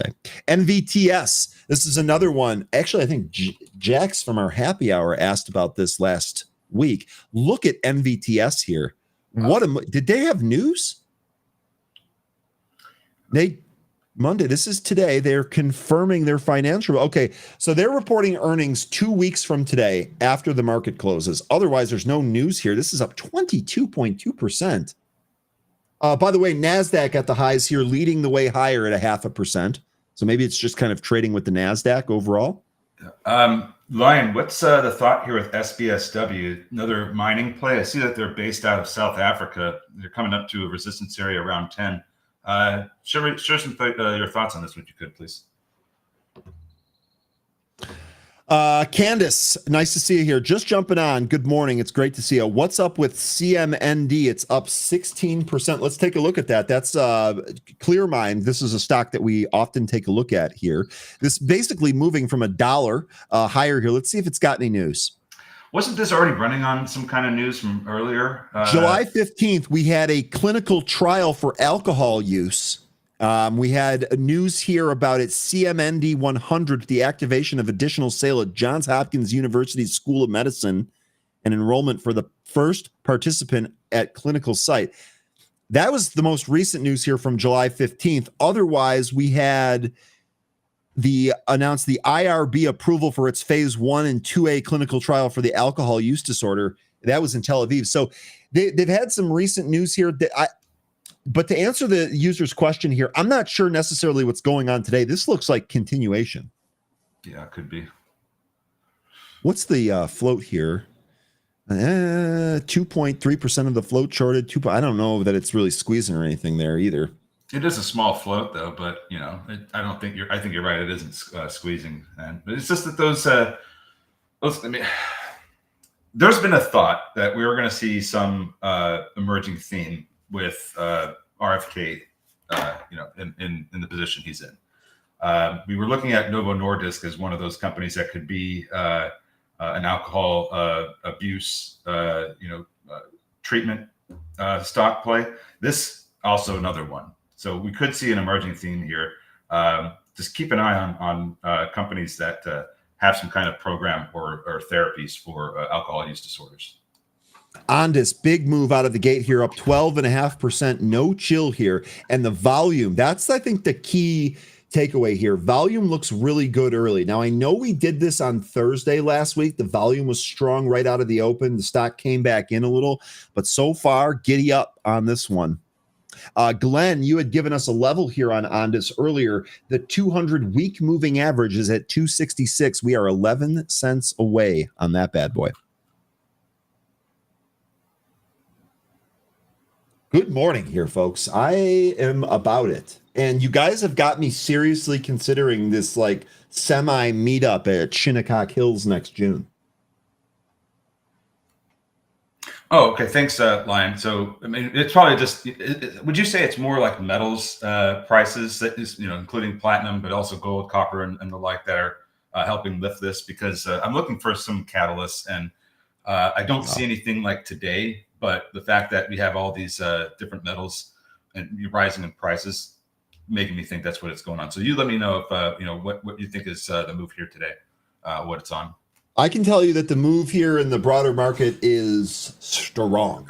I mean, there are lots of charts that are just absolutely trading higher here. Bulls are loving this. Tom Lee somewhere has got to have the biggest smile I think I've ever seen. Tom Lee? Okay, what's SBET looking like then? Actually, good morning, Charles. Charles is asking us to take a look at that. Take a look at SBET here. Charles, by the way, monster week last week. I hope that you are still got the hot hand, brother, because 3 consecutive 15K days last week, Charles, giddy up, dude. That's what we want to hear. Here's SBET. Looks like it is gapping higher here. Maybe it makes a run at that 35 and change. Matt says, "Hey, I might be at the tourney next year." Look, guys, I'm getting to work. The good news is that I've got 11 months to get this finalized. I will absolutely keep you folks posted. That sounds like fun. Thank you for everything you're saying, Lion. Yes, they are a top producer. They're a producer of platinum, palladium, rhodium, and a top-tier gold producer. It also produces and refines iridium, ruthenium, nickel, chrome, copper, and cobalt. Its products are gold, silver, gold, nickel, zinc, chrome, PGMs, and others. So yeah, that and more, basically. A lot of stuff that they produce. It's a platinum, palladium play. Gotcha. I just bought Navitas on Friday. Pretty good timing, lol. Yeah, thinking about it. Way to go, dude. Way to go. Lion reminding me again that I missed that monster run on XRP. Lion, the world doesn't end tomorrow, brother. I'm okay. And also, don't forget, I'm holding 100% of my Ethereum position. So I'm still doing good, man. Ethereum, it's going mainstream here, I think we can say. Coin dropped out of the gate, and then it reversed, and now it's trying to push into the pre-market highs. Anyone like an intraday trade on coin here? Maybe a break above 430. Is anyone trading coin? Because I feel. Let me take a look at the option chain here real quick. Let me take a look here, and we're going to look at the August contract for some short-term trades. 25 days to expiry. You know, maybe this might be one we ask Anne Marie about.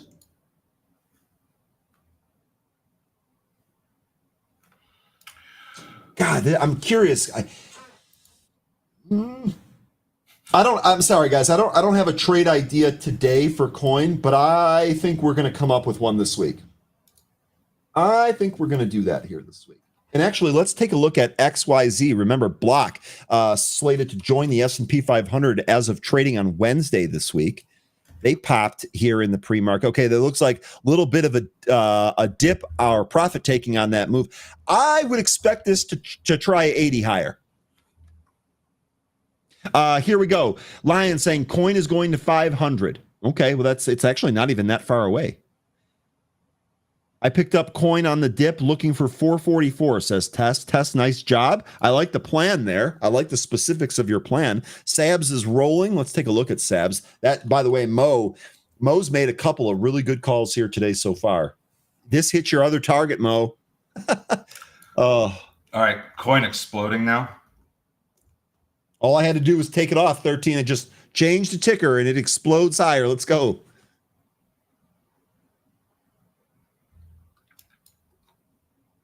Good morning, Rustam. Great to see you. Rustam's on PMN here today. Was that PMN? Yeah, it's one of the first numbers we looked at. Nice job, Rustam. Hit it. Yeah, this thing has done nothing but sink. It's trying to capture a dollar right now. So if that happens, maybe that's where we see this go higher. Tell me, what's up? Parker is still holding coin from 172. Parker, dang. Get it done, dude. Let me ask you, these are huge gains. What's the exit strategy on this one? Sorry, 13, get in there. No, I was going to say that's probably, you tell me, I'm going to look myself. Okay, so that's shortly after the April bottom. You picked this up, in probably still April, if not then early May, right? Is that when you were getting it? Well done, by the way. Yeah, well done is right. I tell you what, I like coin. I use the product, and I still struggle with the conviction hold on it. It's my biggest weakness when trading that name. Because there was one time where I just casually bought like 50 shares and I hit it for like a 40-point gain. Do you remember that? Andy actually commented in happy hour, and I was just like, "Wow, that move happened so fast. This is great." And I was just like. And then I watched it keep going, and I was like, why didn't you hold? I haven't done a good job with that. I could have a lot more if I'd been a little bit more patient and tactical with coin. Soundhound hit 1356 this morning. It's come back in, trying to hold above the 65 EMA right now at 1289.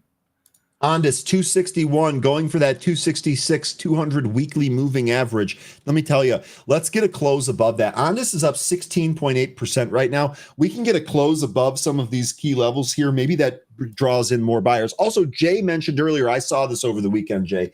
Jake had posted that he got called away. I think he had the 2 calls. He got called away on a lot of his shares on Ondas. I'm pretty sure he still owns some here, but that was a really good move for him, right? He sold calls, covered calls, got his shares called away at a massive gain. So that's just maybe one more big holder kind of out of the way on this big move here today. I love it. Arden saying buy and hold is the easiest strategy in the world. So it's my favorite, right? When you hook something that you don't have to do anything with, I feel like if you have to do less with the position that you have, you're less liable to make a mistake. That's the way I look at it. You guys are mentioning MEIP. Is that another one here? Boom. This was one that we traded on Friday, right? 13. What day was this? Let me look at my notes. Friday. That was Friday. Yep. Absolutely. And here we go. Curling back up here now. That was on the 100 million private placement for the Litecoin strategy. Oh, that's right. And it was Litecoin. Everyone smack talked it. Remember that? Mm-hmm. They're probably still right, too.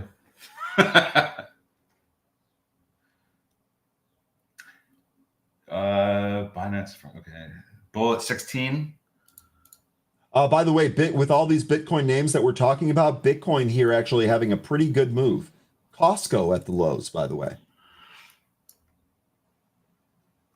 Yeah, Bitcoin can get above or it's at above 16. If it can hold above it, that'd be great. I'd be like, okay, well, 18 is certainly coming next. E-Rock saying ATNF. That was that. I think that was on the movers list. I just don't think we covered it. 180 to Life Sciences. Yeah, this is one we've looked at a lot. Izzy, Litecoin's garbage. Oh, I absolutely love it. Absolutely love it. Actually, ATNF, E-Rock, maybe you get a break right through this VWAP here. 236 the spot. If you get volume flow in here, this actually might be a decent long side trigger. Okay, so this is very extended. Not to say that it couldn't continue to extend, but I would be very cautious as we approach 3. 3 in particular does look like a very important resistance turned support, turned resistance. It's happened several times. $3 really does stand out, and we are really extended. So if we do happen to get to $3, that might be the top for a short period of time. Still think this. This could certainly go higher, but it needs to cool off. It's very extended. Here we go with PMN. Sorry, let me put PMN on the screen here. 13. I didn't mean to run you over there, buddy. Izzy saying I held Litecoin forever. Me too. When I first bought Bitcoin, when Bitcoin was 6,100, I had $500, and I was like, I'm going to split it between Bitcoin, Ethereum, and Litecoin. That was so long ago. Recently, and by recently I mean like in the past 12 months. I rolled all of my Litecoin into Ethereum, staked it, and then Ethereum went up. So I'm pretty happy about the whole thing here. I got to be honest with you. Pretty happy. Okay, so PMN, it did hold that dollar. Maybe we got a bounce here. First thing to note is a 112 takeout to the upside. A build above that and more volume flow puts that 160 high in play here today. Not saying it's going to go there, but perhaps in play if it continues. Nathan is reminding us that IREN hasn't hit 300 yet. Fair. He did give a multi-year target on that. 13, I think this happened before you were in there as well, or before you showed up as well. I had an article here that the Bitcoin miner ticker IREN could surge 1,572% based on Eric Jackson, the founder of EMJ Capital. So what I'll do here, we don't have to necessarily rehash that entire story right now, but in case you're interested in that, I sent you that story. IREN definitely a stock to keep on watch here today. Definitely. And not even just today, frankly. Just as kind of one of those miners. Okay, PMN, here we go. 112 here now. Let's see if this actually snaps. Let me actually put this up on my, I don't want to trade PMN, but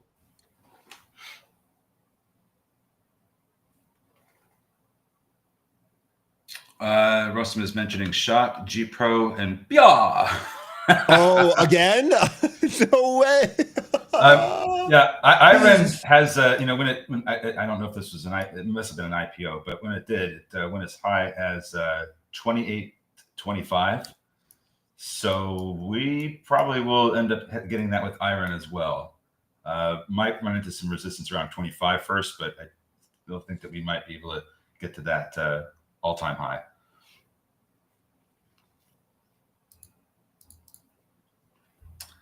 All right. Microsoft is monotonically rising after getting spanked pre-market. Well, I think all the tech was kind of getting a little bit hit in pre-market, wasn't it? That okay, so that, you guys ever seen the movie Mallrats? That totally, I just had a flashback to the movie Mallrats right there. Ben Affleck's character's like, what, you want to say something? And he's like, yeah, but I can't express myself monosyllabically enough for you to understand. That totally reminded me of that. Joe, I love it. You're going to get a 1-up for that. That's nostalgia up in here. I'm sorry, 13. I am in an amazing mood for a Monday morning. By the way, PM called out. PMN, by the way, was rejected at VWAP. This is one of the reasons we want to make sure some of these levels get taken out before we move higher. Didn't happen. Yep, still trying to deal with VWAP. Might not be able to break over that quite yet. I think you're right. We'll see if we just get an increase in volume. It should be able to. Yeah, a number of our viewers here have seen Mallrats. That's what I like to see. Keep them quotes flowing, folks. Palo Alto, by the way, PANW. We talked a little bit about Oh, cybersecurity earlier here. why do you have to do that? Don't do that. I didn't even mean to start that here today. Here's your PANW chart. Another big move higher here. Still looking. Watching a potential break through this 205. This is a previous triple top. I'll tell you what, if we load up and go through this, Pan's probably going to run for a week or two. Lion Atlas mentioning that Google looks good here today. Last time we traded that here, we crushed it. This continued. So even though my calls reached expiry, I actually didn't exercise them. We sold them for a pretty good gain there. This move's actually continuing. I think Google's setting its targets at 200. Lion, let me ask you a hypothetical here. How would you trade this from this spot? Would you wait for a pullback? Would you just chase this move? Do you think it's going 200, maybe 200 plus? Let me know what you think here on Google from this spot, because that's the position I find myself in. Just closed a trade on this, did really well, looking for re-entry, but don't want to chase gains. Let me know what you think. Good morning, Jay Wild. Good morning, Jay Wild. Good to see you as always. Thinking about it is saying that he has a 5% portfolio position in IREN. I can't tell if he's trolling or not, but if he does, this is a really good day for thinking about it. All these movers that we looked at this morning, all having a hard time getting back up to and over their VWAPs. This is something I've noticed. They're all having that same issue, all on the underside. Your VIX has come in all day here today, 16.5 on the VIX handle. Sorry, 13. It's okay. No worries. IREN calls, by the way. So we've been talking about this quite a bit here. The 22 calls. These, I think, are near-term calls. These are the August contracts. So you actually have 25 days till this expires here. IREN call flow here, 500 contracts per sweep there. Is about 60, 70K on each leg of that. That's the 22 level on IREN. So it looks like option buyers are buying into this one too, maybe for a move higher out of this breakout. SBET is continuing to move up. You have a high of 34.29 at the opening of pre-market today, so that could be either a breakout spot or you're going to see some selling in that area. If we do manage to get through it, there is going to be some other levels. If you look to the left, 35 stands out pretty well to me. So we could end up getting a little bit of selling as we approach some of those levels, but after that's over, we might be able to continue pushing up higher. PMN, by the way, flat out rejected at that VWAP. That's why we wait that out. Good call on that coming back up there, but no long side trade trigger on that. Ondis, on the other hand, has found a buyer. Oh my God. Kind of watching this out of the corner of one of my eyes just to see what the action is like here today, because we see this thing sometimes close right after producing some news. We just pulled back in the last 5-minute candle off the highs, and the buyer said no. Higher. Another one. Okay, sorry. We're SBET. We're hitting that level, that pre-market level right now. That high is 34.29. Home Depot coming back after a pretty poor week last week. Remember, this has got positive seasonality through the end of the month. Maybe we play some catch up here. Yeah, open door up past $3, 3.22 right now. 13. Did you hit this one? This was such a good call. I'm actually pissed Open? I didn't. Yeah, I hit it. I hit it on Friday. Okay. Thursday, Friday. Okay. So you hit it short term there. I love it. Yep. Yeah, Zach, I kind of tend to agree here. Zach is saying, Ondis, give us good earnings reporting guidance, and we are off. I think that there was so much healthy, good reason to have skepticism, but there was so much skepticism that some of those folks that were playing it just for like a quick move off the bottom, I think you might actually be able to lure those people back in and chase gains if they start reporting quality earnings. I don't want to be too much of a Pollyanna here or an apple polisher or whatever you want to call it, but I really think that if the company starts to produce in something that we can really kind of see bleed through the bottom line, it might set us into like the next stage here for Ondis, and that would be something else, especially with a lot of us having cost bases below $1. Somebody asked me about Serve. If there was SCRV, right? I'll put it up. Yeah, Izzy was asking if it's a good company. I mean, it's still in a growth stage. It doesn't seem like they've got their financials taken care of. That's been a bit of an issue. They're losing millions of dollars every quarter. They have some pretty good short interest, though. This 17.2% of the float, short of 1.7 days to cover. We've talked frequently about how robotics, coupled with AI and quantum, could be a really interesting thing going forward, and that's one of the reasons why I think Tesla's going to be around for a while. They're big in the robotics. So on the robotics side, it might be good, but here's the thing: they need to get their financials squared away. They're still losing a lot of money. They don't make a lot of income. Hundreds of thousands of dollars is basically what their quarterly income is like. Meanwhile, they're losing 13 million every quarter. They do have a lot of cash on the balance sheet, fortunately, but they need to start bringing that revenue in. And I don't know enough about this company to tell you when that's going to happen. Serve has no debt. Well, that's good, but I need to see some revenue.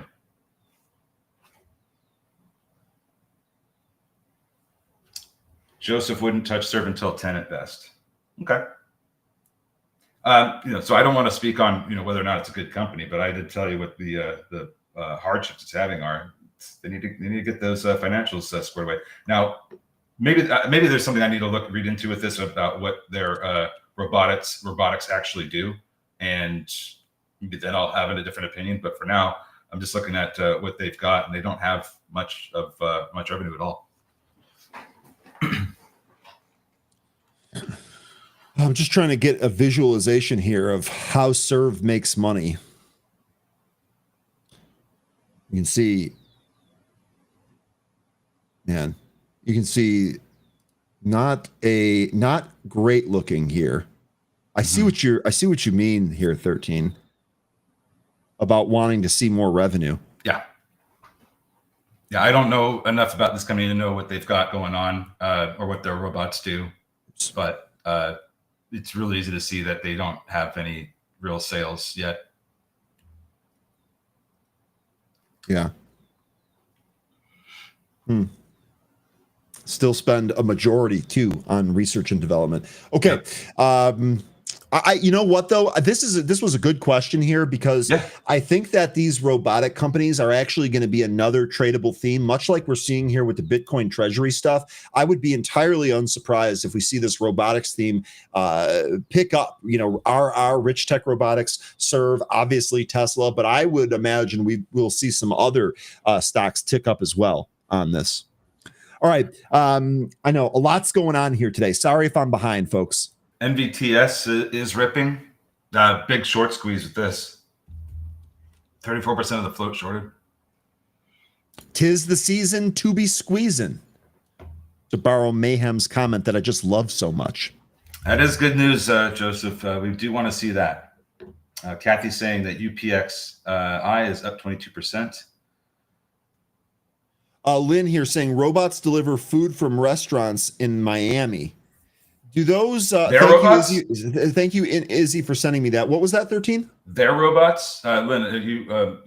The SERV is that those robots that deliver food in Miami? Let me know. Do those robots get effed with? Yes. So I have been seeing like Uber use robots, like Uber Eats use robots and whatnot. They get messed with all the time. Sometimes they get their food stolen out of them. I think this is in, I want to say this is in California, but I'm not sure exactly where. I think it is.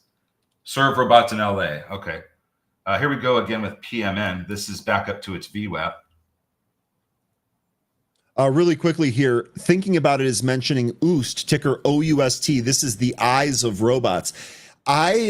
First of all, OOST, look at this. 13, I don't know if you remember, but we used to talk about trading this in an 11 to like 13 range. Like going back, huge breakout here. There was a chatter in here, Sally, I believe, that was constantly on OOST, and we don't see Sally anymore, maybe because she's on an island, but this has been a huge winner, which you just love to see. I'll be honest, on this one, I didn't think this was going to move as quickly as it did. Ka-ching on your SAB short. You got it, JJ. Nice trade there. A little regression back to the mean there on SABS. Kramer says Tesla dominates while Oster is too speculative. Yassine, I was wondering this. Robots are here in Chicago to deliver food in Ravenswood. I've seen it. I have not. That's good stuff, Yassine. I have not. In the northern suburbs out here, I haven't seen any robotics. It's all people delivering stuff. Nice. Seabass is asking, how is it possible the VIX is up and the entire market is up? Is that a flag of some sort? Well, the VIX gapped up today, but it traded down from the open. I think you've got volatile buying here because I look at the market, man. It went straight up from the open. And remember what I've been telling you folks for 2 weeks. You guys might not believe me, but I'm telling you that this rally is extremely hated. And I would be unsurprised for people trying to chase performance, especially as we end the month here. Because and that's the other thing. Let's see what happens on August 1st. Let's see if we get even more inflows in here. I don't think that's a dumb question, Seabass. No, I don't think so either. Yeah, big sellers 112 on PMN. That was the VWAP that it couldn't get through earlier. Mm-hmm. It's been hammering it pretty much all morning. That same area ever since it lost it. And I mean, we'll see if it can get through it. Maybe that sets it up for a trade here. I'm not front running this though. I'm actually having a monster day with the swings, like between Ondas and Portillo's and Home Depot and Ideal Power and a lot of the stuff that I'm holding here. I am not trying to muck it up by trading some junky $1 stock. No offense. Lion says he's selling this pop. So water is wet because Lion's been saying that for months now.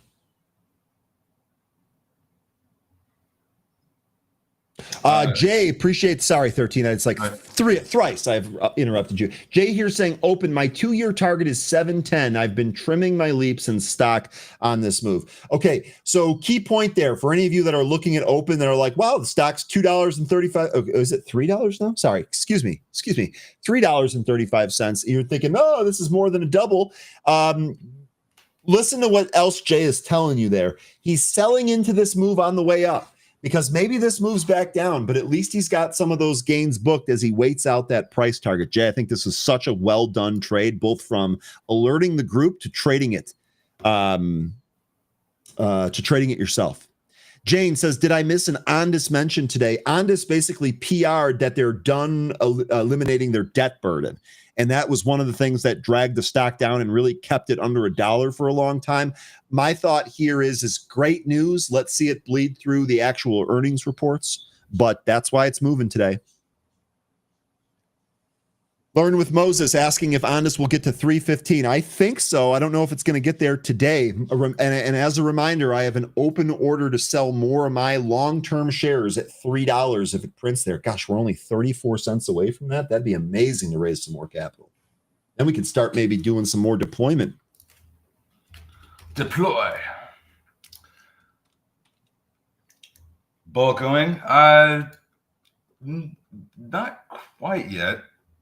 13, I'm going to leave the bull chart up for a sec. Bull chart. Yeah, okay. That's what I said. I'm going to leave this up for a sec. I'll be right back.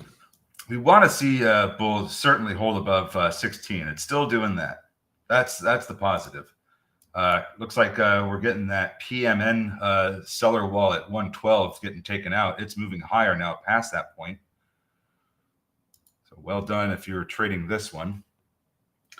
Let me see here. What else we got going on? Looks like GCTK is also trying to turn around after finding some kind of a base here at the 200 EMA. Well, it needs better volume than this, but it looks like it's trying to recapture its VWAP just very slowly. DJT still going down. But yeah, just let's see what happens with bull. I mean, I would like to see this continue to move higher and hit 18. I don't know if we'll get that today, but as long as it holds 16, I think it's certainly possible. IREN is at 2057.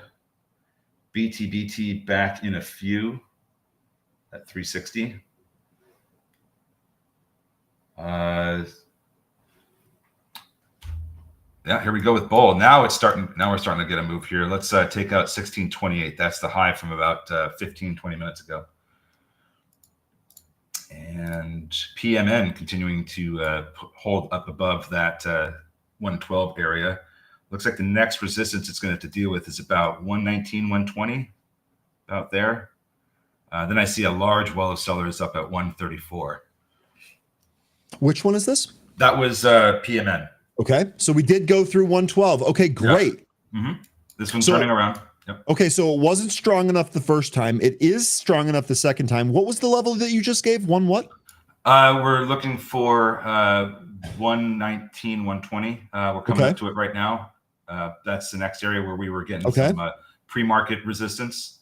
If we can get through that, then we've got, I would say, 135 would be next. The next level to watch for. Looks like I was also mentioning that GCTK is also trying to turn around here, but it needs better volume. Okay, Glucotrack. Mm-hmm. Smoke Tuna here saying doesn't like the volume here. You know, I like that it's expanding, but I think I would like, now that we move through that key level, I'd like to see that push a little bit more. Here we go. It's coming back into that level. Let's hope that holds. Here's your GCTK 13. Yeah, this one also trying to recapture its VWAP. Like I was mentioning earlier, a lot of these names that we were looking at this morning, all beneath their VWAPs, haven't recaptured them yet. But if they can, probably should. We'll get some better trading out of them. Just waiting to see what we get out of some of these names here. Like Redwire, that's knifing right now. That just lost its 200 EMA. What else are we looking at? Well done, Anthony. Any upside targets for UAVS? Let me look. Yeah, let's do that here. That was Tracy, right? Let's do that for Tracy here. Let me put UAVS on screen. All right. What do we have? All right, so I'll start. I got an upside target here at 240. That's if we can clear VWAP at 228. Actually, excuse me, I've got the 9 EMA at 228. The VWAP's at 230, but that level should be key there. Then we have the high of 250. That's what we hit on the volume pop out of the open that we backed off of. Let's take a look. And 13, you can jump in anytime here. This was the other one that this is what we talked about here in the pre-market. The intraday high, 237. Again, I think that 240 spot is going to be telling. I think if we get above that, we probably pop a little bit higher here. You got any spots on this 13? Yes. I like 265. $3 and $3.60 and $4. I like those. 265. Okay, so let me actually go to the daily chart and see if I can. 265, 360, and 4. I keep clicking the wrong things. 265, 350, and 4. And these go. Oh yeah. Oh yeah.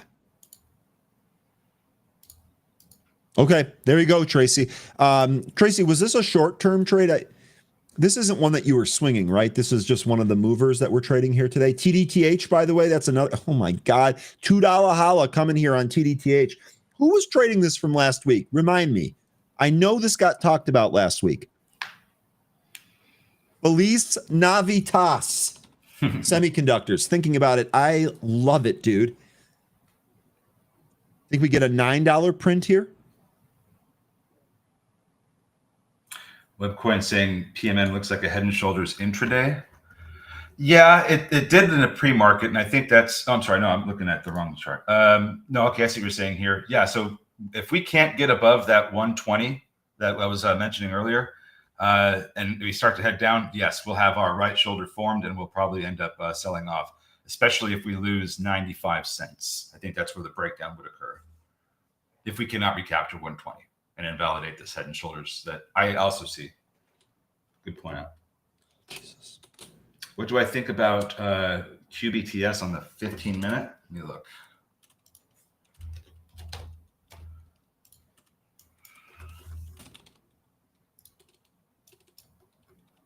Well, it's still above VWAP. It looks like there was a lot of indecisiveness out of the gate here. It did push up and then just kind of whipped around before breaking out. I think I'd like to see. Well, hold on a second. Give me a second. Give me a second here. This thing has been on a real nice run. New new all-time highs in QBTS, right? Is that what we're seeing here? Sorry, I was answering a question from a coworker. So yes, new all-time highs QBTS. We just broke out of a bull flag. Just took out that trend line very nicely, and we're coming up to the high from May 23rd.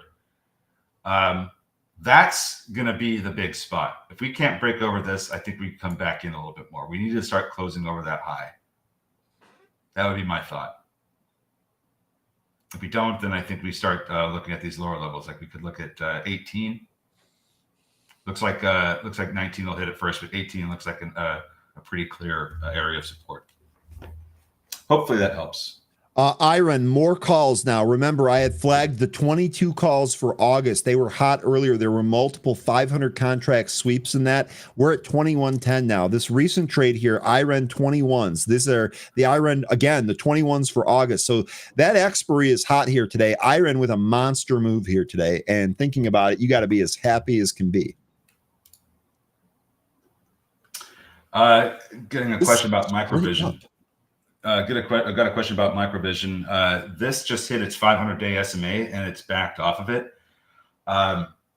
Don't know that it's going to get through that today. It has not tested this SMA since last time it had any interaction with it was in June of 2023. So it's been some time. Closing over that, I would be bullish, but being that we're getting a rejection out of here, I think this may end up coming back in. Microvision has been one of those penny stocks that has made and broken people. I don't know if they're still involved with Microsoft for their HoloVision. I'm pretty sure this is the company that did that. They do have some interesting read on their short interest here.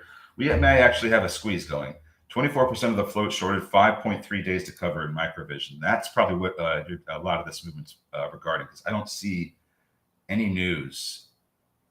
There's also an offering on the table for employees via benefits plan, so more share dilution. Probably not significant, but they're going to be issuing shares, probably in the form of RSUs that later get converted to commons. LiDAR and military soon. Okay, well, do they still have that one with Microsoft? Because I think that was the big thing with their HoloVision on their is it M1 helmets? Let me know. Nathan, okay, maybe Iron will hit 300 today. Maybe not, though. It is having a rather impressive day here today. And then there was one other thing that I wanted to highlight here. I'm trying to find it. Oh, yes. Brand new hip hop asking about NBIS. This has been a highly traded stock here on this show. This was also a story trading mention. This was one that our happy hour, shout out to Zoltan, who had the earliest information that I saw from anybody. With all due respect to story trading, Zoltan was on this first, but we piked it. We were in at 17 and out in the mid 20 handle. Yep. This thing's 57 here. This is a nice move out of the gate here on NBIS. Do you agree with this headline? Why Nebius is the most undervalued AI infrastructure stock in a $5.2 trillion market? So I'm going to say on the surface that I'm going to punt on this and say I don't know. These types of headlines that you're going to see on AI stocks, these are going to be prevalent. As AI continues this boom cycle that it's in, you're going to see a lot of people hypothesizing about this. This has been a tremendous runner recently, so I'm not surprised to see that. I don't know enough to say that, yes, this is the most undervalued AI infrastructure stock. Certainly not the leader, right, in AI infrastructure, but undervalued. I mean, it's already $58. What kind of price target are we thinking on this one? I wouldn't be surprised if this went to 80. Okay. Or higher. This 55 break was really important for this. If you put a line at 55, yeah, it was. And you look to the left, even when this was, still a company in Russia prior to the Ukraine invasion, 55 was a very big support level. It lost that in the wake of the beginning of the war, and then it just went straight down. We're getting a W-shaped recovery out of this, and 55 recapture was pretty crucial. It also recaptured the 500-day SMA in the process. Next areas of resistance to the upside, I would think that the mid 60s to low 70s would be the next supply area that gives us a problem. But I wouldn't be surprised if at some point, maybe even later this year, this hit 80. Okay. Lion saying 80 sounds good. Brand new hip hop says he thinks 80 is appropriate. So, I mean, easy to say that when NBIS is breaking out. You're absolutely right on that 55 breakout, though, 13. That is as clear as day off the chart here. And one more reminder here. One of the things that I struggle with personally as a trader still is that when I trade something from a low price and the price is like 2-3x what it is, I have such a hard time buying it, even if the chart is like, hey, dummy, look at this one. It takes me a while to figure out how to do it. It's one of the reasons I don't want to pike Ondas here, because you think I bought thousands and thousands of 10,000 plus shares at one point when the stock was under $1. You think I'm going to be buying the stock at $6-7? I'd rather be selling at $6-7. So that's something that I struggle with here. It has really kind of kept me out of NBIS recently, which is a shame because this is a great breakout. What is going on with Rocket? Is that RKT? Yeah. This better be big time green. Oh, it's bigly green. Let's go. I mean, that is about as bullish of a candle as you can get right now. No wicks, just a solid green body. What happened? Some short seller got taken out or something. I know we talked about 16 being a key level, but 15 too was one of those keys that we talked about. This sure looks like this is coming back to 15. It really struggled holding above that the last time it was up here. If we take out 15 and hold above it, 16 firmly in the target there. Remember, we're long through the March calls, or at least I am. I know several other people have stock in this name.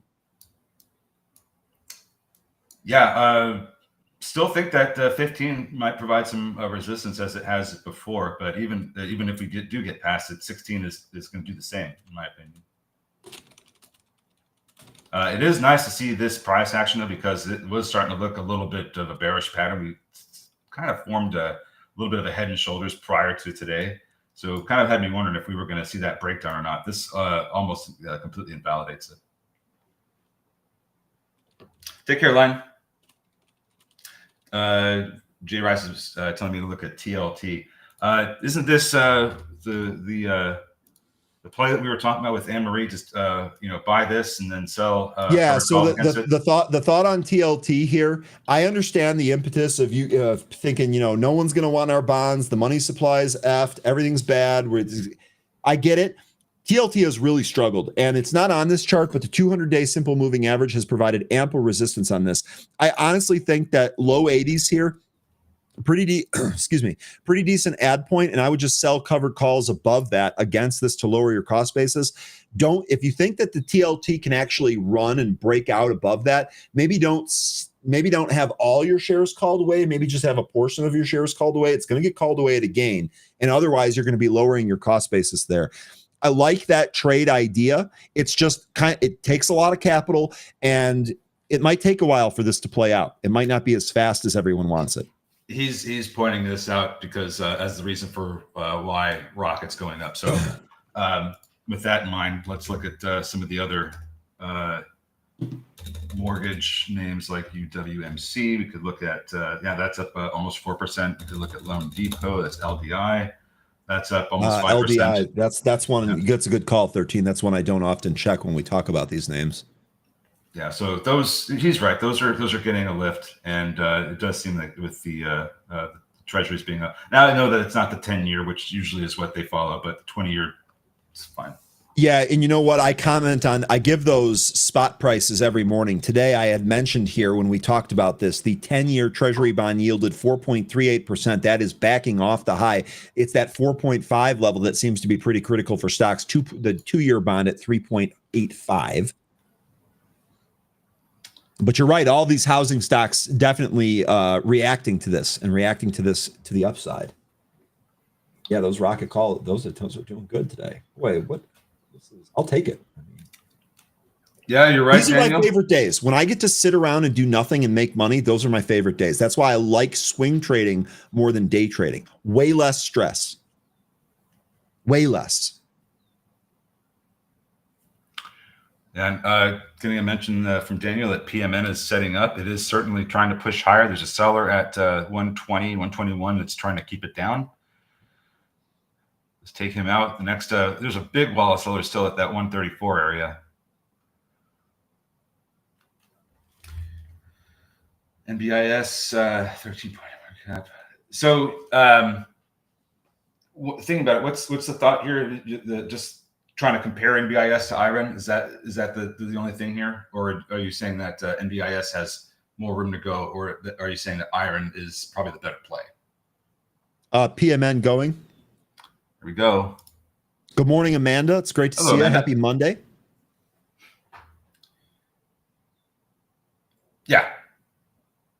All that, Jay Rice, absolutely. And there's a couple more in there that I could also throw in. Let me think about it. Got the home builders, the biotechs, the REITs. There's another. I love reading this. Jane says, I was at the beach and 3 of my orders hit for a profit with no screen time involved. That is the life. That is the life. That is the life, Jane. Registering for you. We're going to halt. Graph agreeing, saying that swings are way less. Okay, PMN is going to halt here. We're halting at 134. Right there. With this volume, it's possible. Smoke Tuna, how do you like the... I'm sorry if I'm sounding like a smart ass, but how do you like the volume now? And you know what? This actually gives me an opportunity. I was feisty on Friday because I was just in weekend mode from the instant I woke up. And I think I made that little crack about desiring to take Sydney Sweeney out to dinner when you were trying to be serious about an actual stock. I was just trying to make a joke. I was not trying to bite your head off. And I'm sorry if I came across too aggressive on that. That was, again, just kind of like you were saying to Smoke Tuna there. What do you think about it now? I was just kidding. I don't even remember that. That was like 3 whole days ago. Okay, good. Fair point. Oh. ASTS, Archer, Rigetti. Yeah, I mean, yes, those penny names. Basically, any name that needs to raise capital or has some kind of issue with their cash holdings and they need to do some kind of borrowing or credit or cash raise. Yeah, that'd be great for any of those. The IWM will get a lift for sure. Now, IWM is actually a pretty interesting chart. Let me go to the big chart here for IWM. I also think, I know maybe you guys are talking about trading it here, but IWM, just kind of looking at a proxy for some other smaller stocks here. I know we look at this all the time. Here's where your IWM is. Would love to see this move above 225. Love to see it, because I think that this probably starts looking at 240-ish. Smoke Duda wants to go into the ring. Thinking about it, I think he's being nice here. Ryan, what did Sydney say when you asked her out? She doesn't even know I'm alive, dude. There was no asking of anything. There was no asking of anything. But that's nice of you. CLF is up 10%, says Bernard. I think this one and a lot of the other, well, okay, they just had earnings too, so that helps. But a lot of the metals and mining names are also up because of just the way metals in general are behaving. Felice Navitas Semiconductors. This is smoking here, plus 35%. CLF also 20% short interest. Sorry. No, all good. Jay Rice here mentioning IWM. Also, lower rates help out a lot of the small banks in the index. Yes. That's actually something that's kind of been rolled into Tim Melvin's thesis here about some of these lower banks. Jay, what do you think about solar if we get a move down in rates? Yes. You think solar might be that might be a multi-day theme that we could trade on some of those names? All you got to do is just look what happened in 2020. All the solar names taking off because of low rates. So I know we spend a lot of time talking about housing here, but maybe solar as a low interest rate type theme play. Here's CLF. Izzy's asking, was there news today? Cleveland Cliff shares are trading higher after the company reported better than expected Q2 adjusted EPS results. Remember, this comes on the back of some of those metal tariffs here. CLF at the highs here, 1050. And this actually, I think, is a pretty key spot for this stock. Let me see here on the daily. Yeah, sure is. This is exactly where we banged on against in January. We made one pop above it, but we really couldn't hold it here. It would be great to see us kind of turn this around. Bull. Not turn around. I'm not saying. I'm just not calling the BS. I'm just saying bull. No. Ticker. Yeah, the ticker bull. Mm-hmm.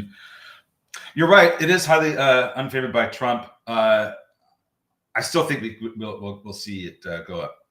Yeah, but isn't that more for regulations? I still think solar has applications, Trump's opinion, notwithstanding. And I would imagine that lower rates would cause the decision makers or the buyers of those solar panels to be more inclined to try it out. So I actually think, I know part of the theme there with solar is that if it's going to be promoted as one of the alternative energy sources, that would be bullish for the sector. That's not what you're going to get under Trump, but I still think that low interest rate environment might be bullish for that as like a sector. I'm not trading solar. Yes, lower rates, but don't like the fundies. Okay. Direct question and a direct answer. I'll take it. First Solar probably would be the best, maybe one of the best solar names to play if when those rate cuts happen. That's what I would think. This one looks like it's setting up, trying to push higher. It's been trying to deal with this 500-day SMA for a couple of months now. Yeah, and Izzy saying that the Superman movie was good, huh? We'll see. I'm not a huge superhero movie fan at all, and I'll be honest with you, I never was a huge Superman fan. PMN is open and is ripping higher now. It is going to halt again. 160 is that high spot there, but you're going to get a halt here at 154. Let me pull this up and we'll watch the level 2 on this one. Or I'll comment on it. The volume stick is the highest here, to the crack about volume earlier. The home builders, Jay, they do make a lot of money. I think they are they've been on a really big run lately. Let me look at one of them here real quick. Toll Brothers.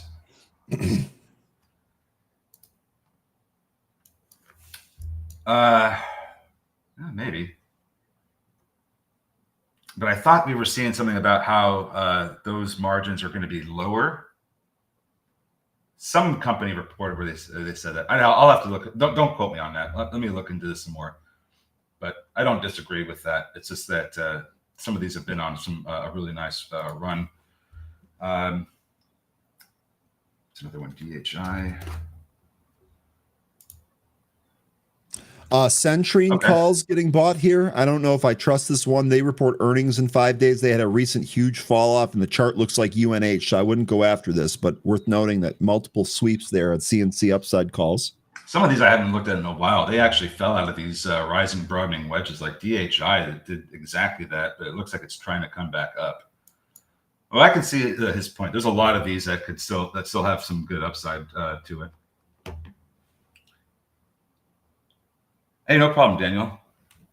No problem. Hope you made some great money on that. That was nice, fantastic. Unhalt into a new halt. I think we were unhalted there for less than 10 seconds.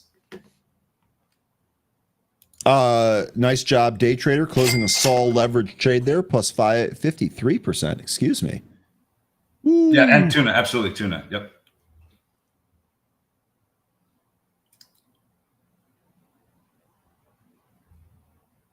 Fair Isaac CEO on CNBC right now. There's been some back and forth with Pulte. We talked about FICO, Fair Isaac, last week about that getting that $3,700 price target. That's up 1% here today.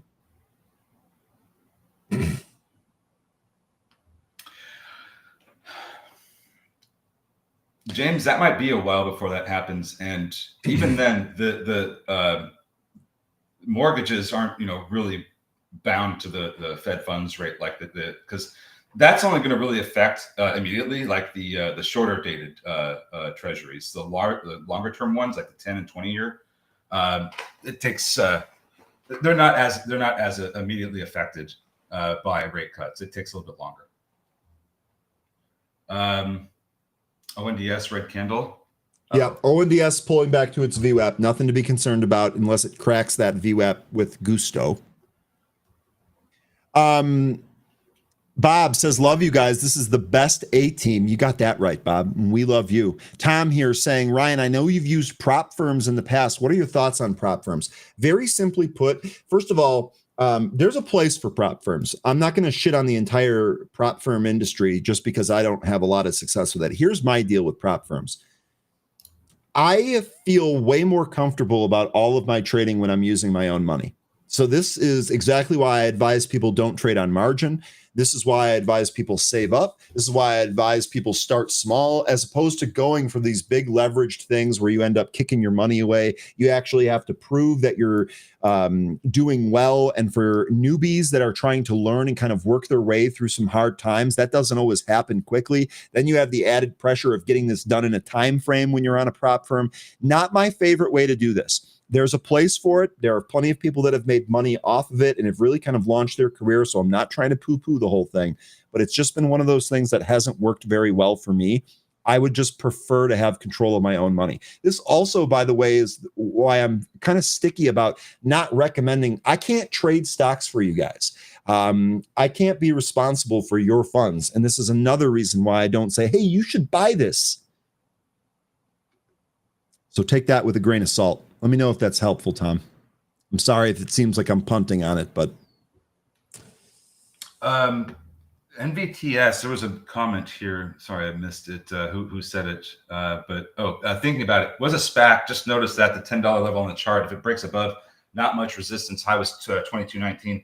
I would think that if we do get to 10, we're going to have resistance there. But even if we get above it, you have all those sellers. I'm sorry, not the sellers. You have all those people that were buying from October to November of 2021. There's a lot. I would think there's a lot of sellers still caught in this mess. You might get some resistance on the way up, but yeah, it's going to be a lot less heavier because there was significantly more beneath that $10 level. But still think you got some resistance on the way up. I would think that maybe once you get to like 1750 or maybe even 1950, it'll really free up. Really quickly here, LMFA looks like this might be breaking 420. PMN is open and trying to go higher. Looks like it stopped at 160, which was exactly your pre-market high. I'm looking at the level 2 here. I don't see anything at 160. It looks like it's being hid from me. We just popped back up towards that, though. It actually looks to me like they're walking an offer down on the ask side of the tree here. But every time they flash a big number, it gets taken. So here we go, 148, battle there at 148. I've got the upper end of the VWAP, the standard deviation higher there at 151. And Izzy, you'll get the one up for calling bull here today. I know Bull's been pretty good right out of the open. We are seeing some more volume flow into this. Where are we at with the average? We're already above the 100-day average today on bull. I wouldn't be shocked if this goes red-green. I mean, that would actually be a pretty good move if this goes red-green. That's just shy of 17 there. Yeah, 1680 seems to be an area that it was dealing with going into the close on Friday. Look at the after hours. Yeah. What did it do in the after hours on Friday? It started selling. When it came back up, 1680 was about the area where it was having a hard time closing over. It took a little bit longer for it to finally break over that before it used that as support. That was an offering. Webull files up to 75 million share of ordinary stock by a selling shareholder. That came on Friday after hours. That's why it dropped. And that offering looks like it's getting bought here today. Yeah. Okay. Wow. But 1680 still looks like a spot.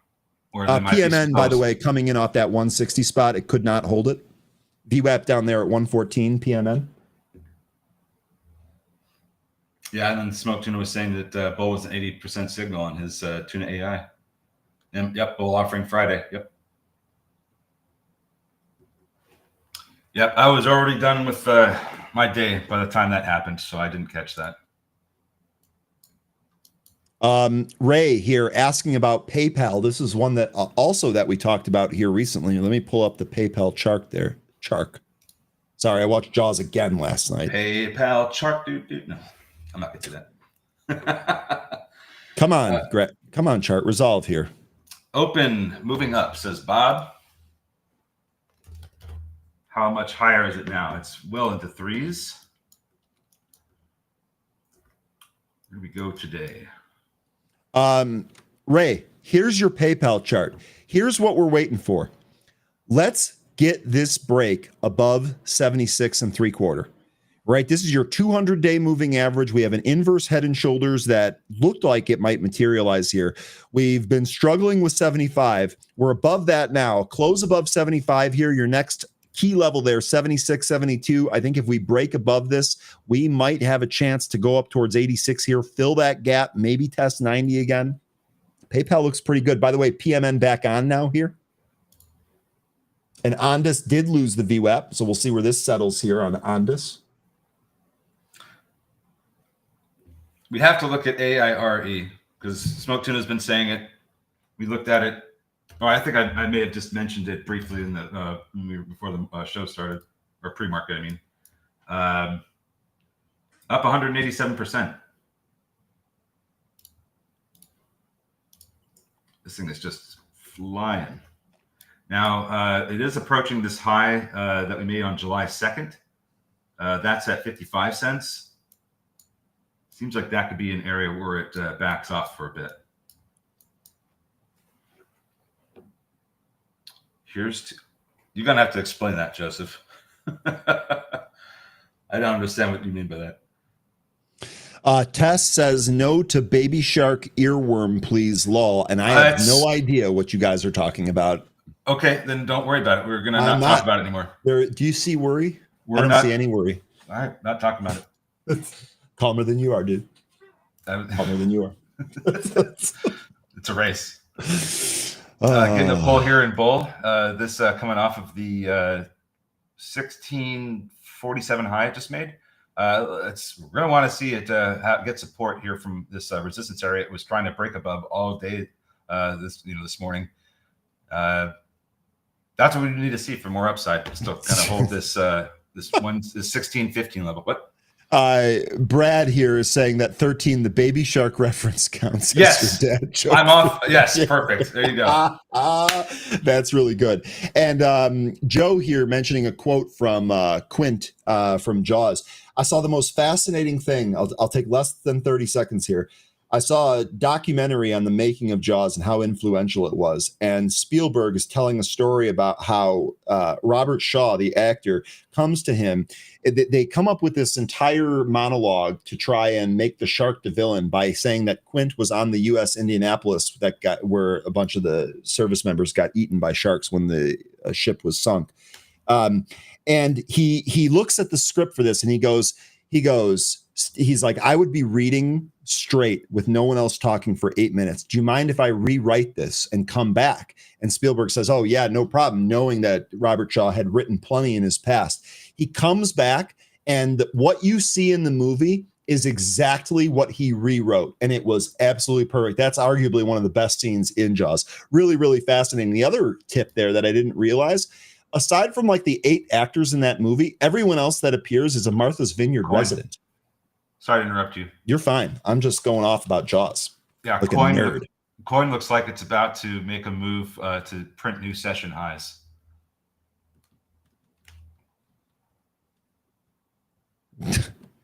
Hood went green. Glad it's not getting killed. Jay. Oh, Jay. No WebCoin. I'm sorry I even brought that up. I thought it was just funny because he said Ryan made a rhyme and I made a rhyme, and that's all the time that we're going to deal with that. Bull holding above 16, just like we want to see. We got PMN halt to the downside now. Does anyone think, PMN, it did stop at that 160. We're not quite at VWAP. VWAP at 115, so more of a pullback out of this halt wouldn't even be terribly shocking. Does anyone think that bull might be setting up for like a bigger move later in the day? I would say keep this one on the back burner if you're day trading this. Watch for volume expansion on this, because if this gets above any of those key levels and really starts going, especially if it gets a red to green move here, we're already over the average volume. So keep bull on the back burner here. This might not be done. By the way, so we talked about the market really kind of ripping out of the gate here. This actually went to the to pivot, right? So if you look at pivots, your resistance 2 level here today hit on SPY. Remember when we first talked about SPY breaking out of the sideways all-time high area that it spent a couple of weeks in? I had told you I saw 630, 640 as the level. Well, here we are here at 630. I wouldn't be shocked if maybe we temporarily top out in the next 10 SPY points higher. We'll see. Yeah, Smoke Tuna, at this stage, I don't think I would like PMN either. That kind of looks like it's double topped here today using the pre-market and regular session. So I wouldn't be surprised if this starts trading back under $1 pretty soon. Gave a great trade. I think it's done. Don't like the double top formation that we have here.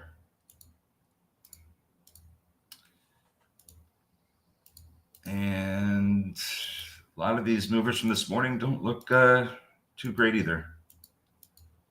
Maybe RDHL is trying to turn around. Volume needs to be better than that. There's other stuff that's working out better. Yeah, I was going to say, it looks like some of the mover trades have kind of turned around. Re-Alpha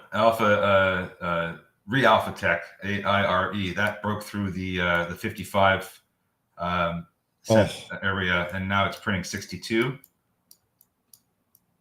If we continue to trade up here, oh my God, looks like 70 could be the next spot, but there's also a possibility of 95 being a big resistance area as well. Oh my God, I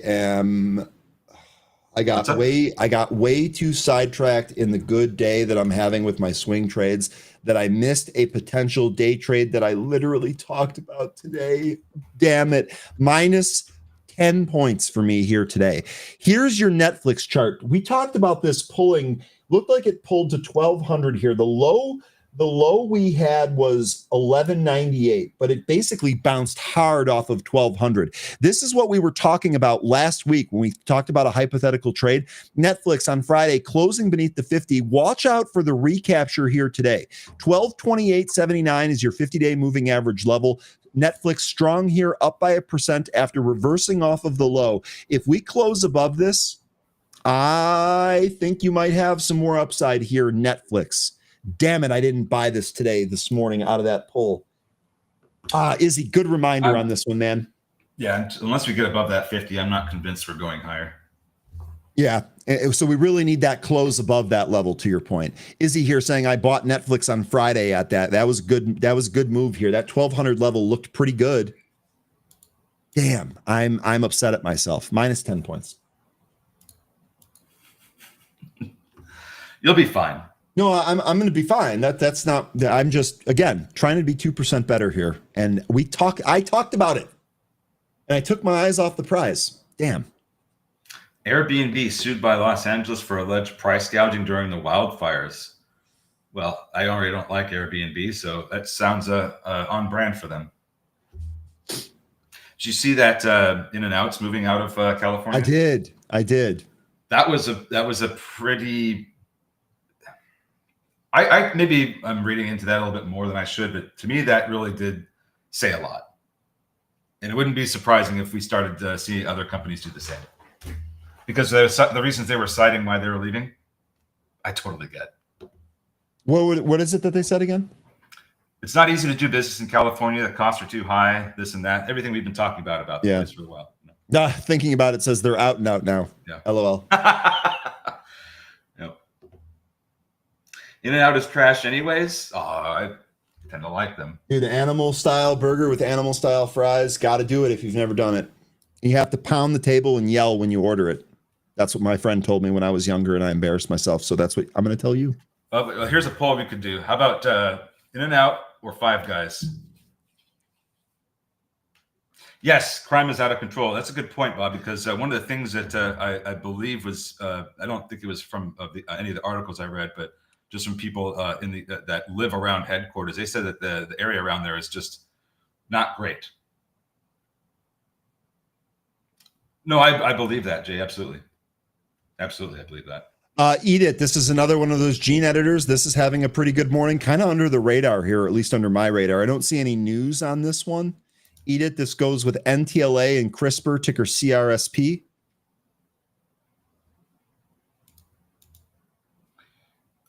Oh, coin didn't break over Day that. trader. I live 1.5 miles away from an In-N-Out burger, and I've been there twice in 8 years. I drive 5 miles or more for Five Guys every time. That tells you all you need to know on that poll question. Yeah, I do not think Five Guys is worth it. I think they're overpriced, way overpriced, and they're not that great.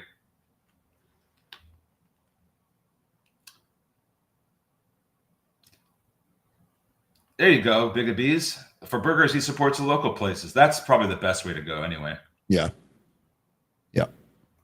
I tried that. We have a Culver's nearby us, and I just can't do it with them. Their stuff is so salty. Oh, really? There's a Culver's not far from me. I don't mind Culver's. I don't go there very often because I like to grill my own burgers. Mm-hmm.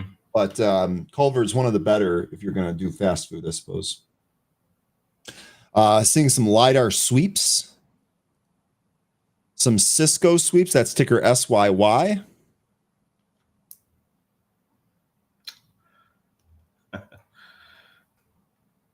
We've got an argument here. The Big Lebowski gave In-N-Out a nice push back in the day. They did have that one scene, didn't they? Yeah. It's right by the In-N-Out burger over there.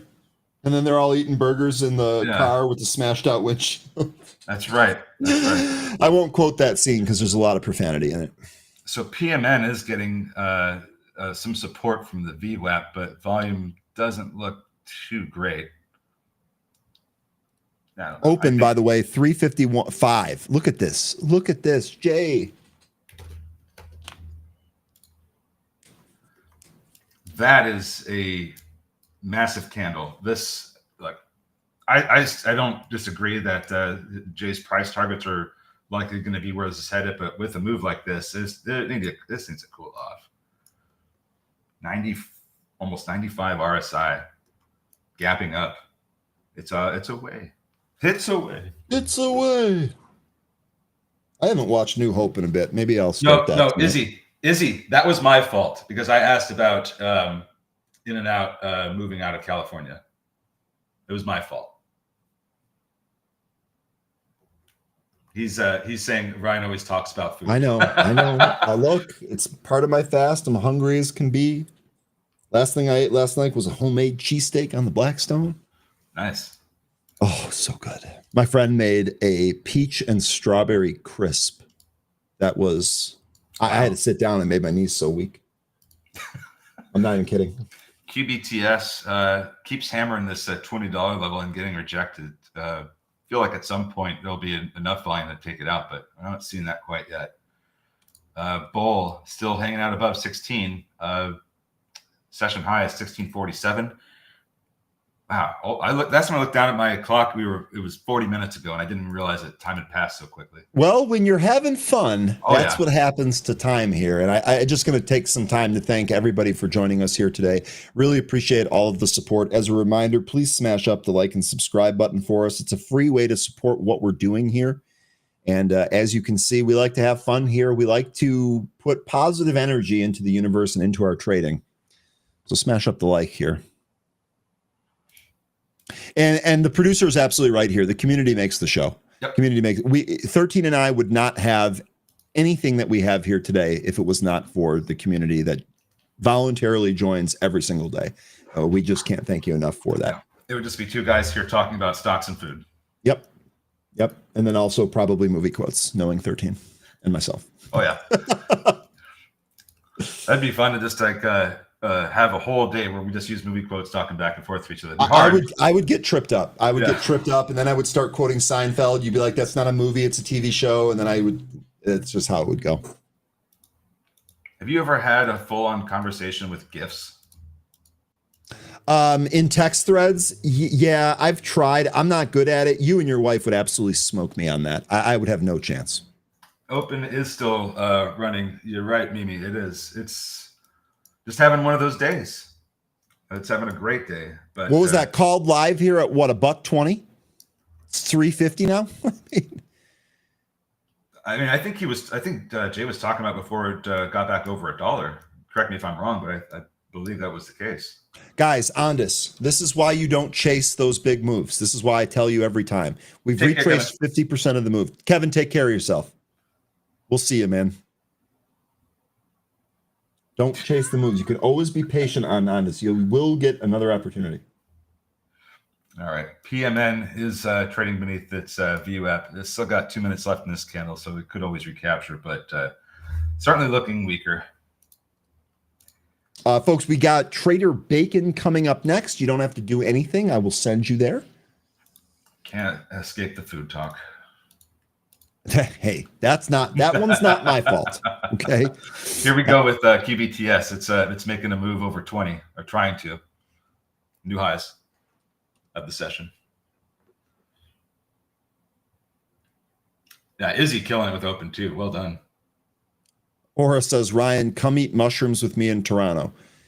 I'm not sure that tripping balls in a new country is something that I have on the docket for the summer, Aura, but I appreciate the offer. And sometime I will make it up to Toronto. At a minimum, you and I will go get a Labatt's.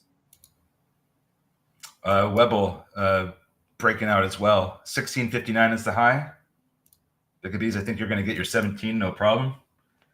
Still looking for 18. I don't know if we'll get it today, but that's what I'm looking for next. If we manage to get to 18, get through, hold above it, shoot, I'd be looking at 26.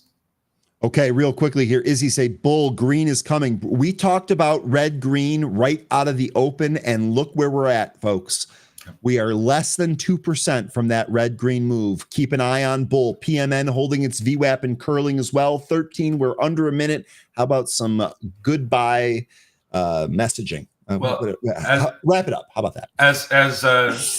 As Coin says goodbye to all the Bears, I will say goodbye as well. Wonderful day here with you again, folks. Let's come back here. We'll do it again tomorrow. It'll be a great time. Take care. Have a good time with Trader Bacon. Ryan, I'll see you later. Have a good day, everybody. Really good job today, 13. Take care of yourself. I'll see you later. That is 13, folks. We'll see him again tomorrow. I am going to send you over to Trader Bacon. This is how we open up a week. Really good stuff here on a Monday. New all-time highs on the SPY.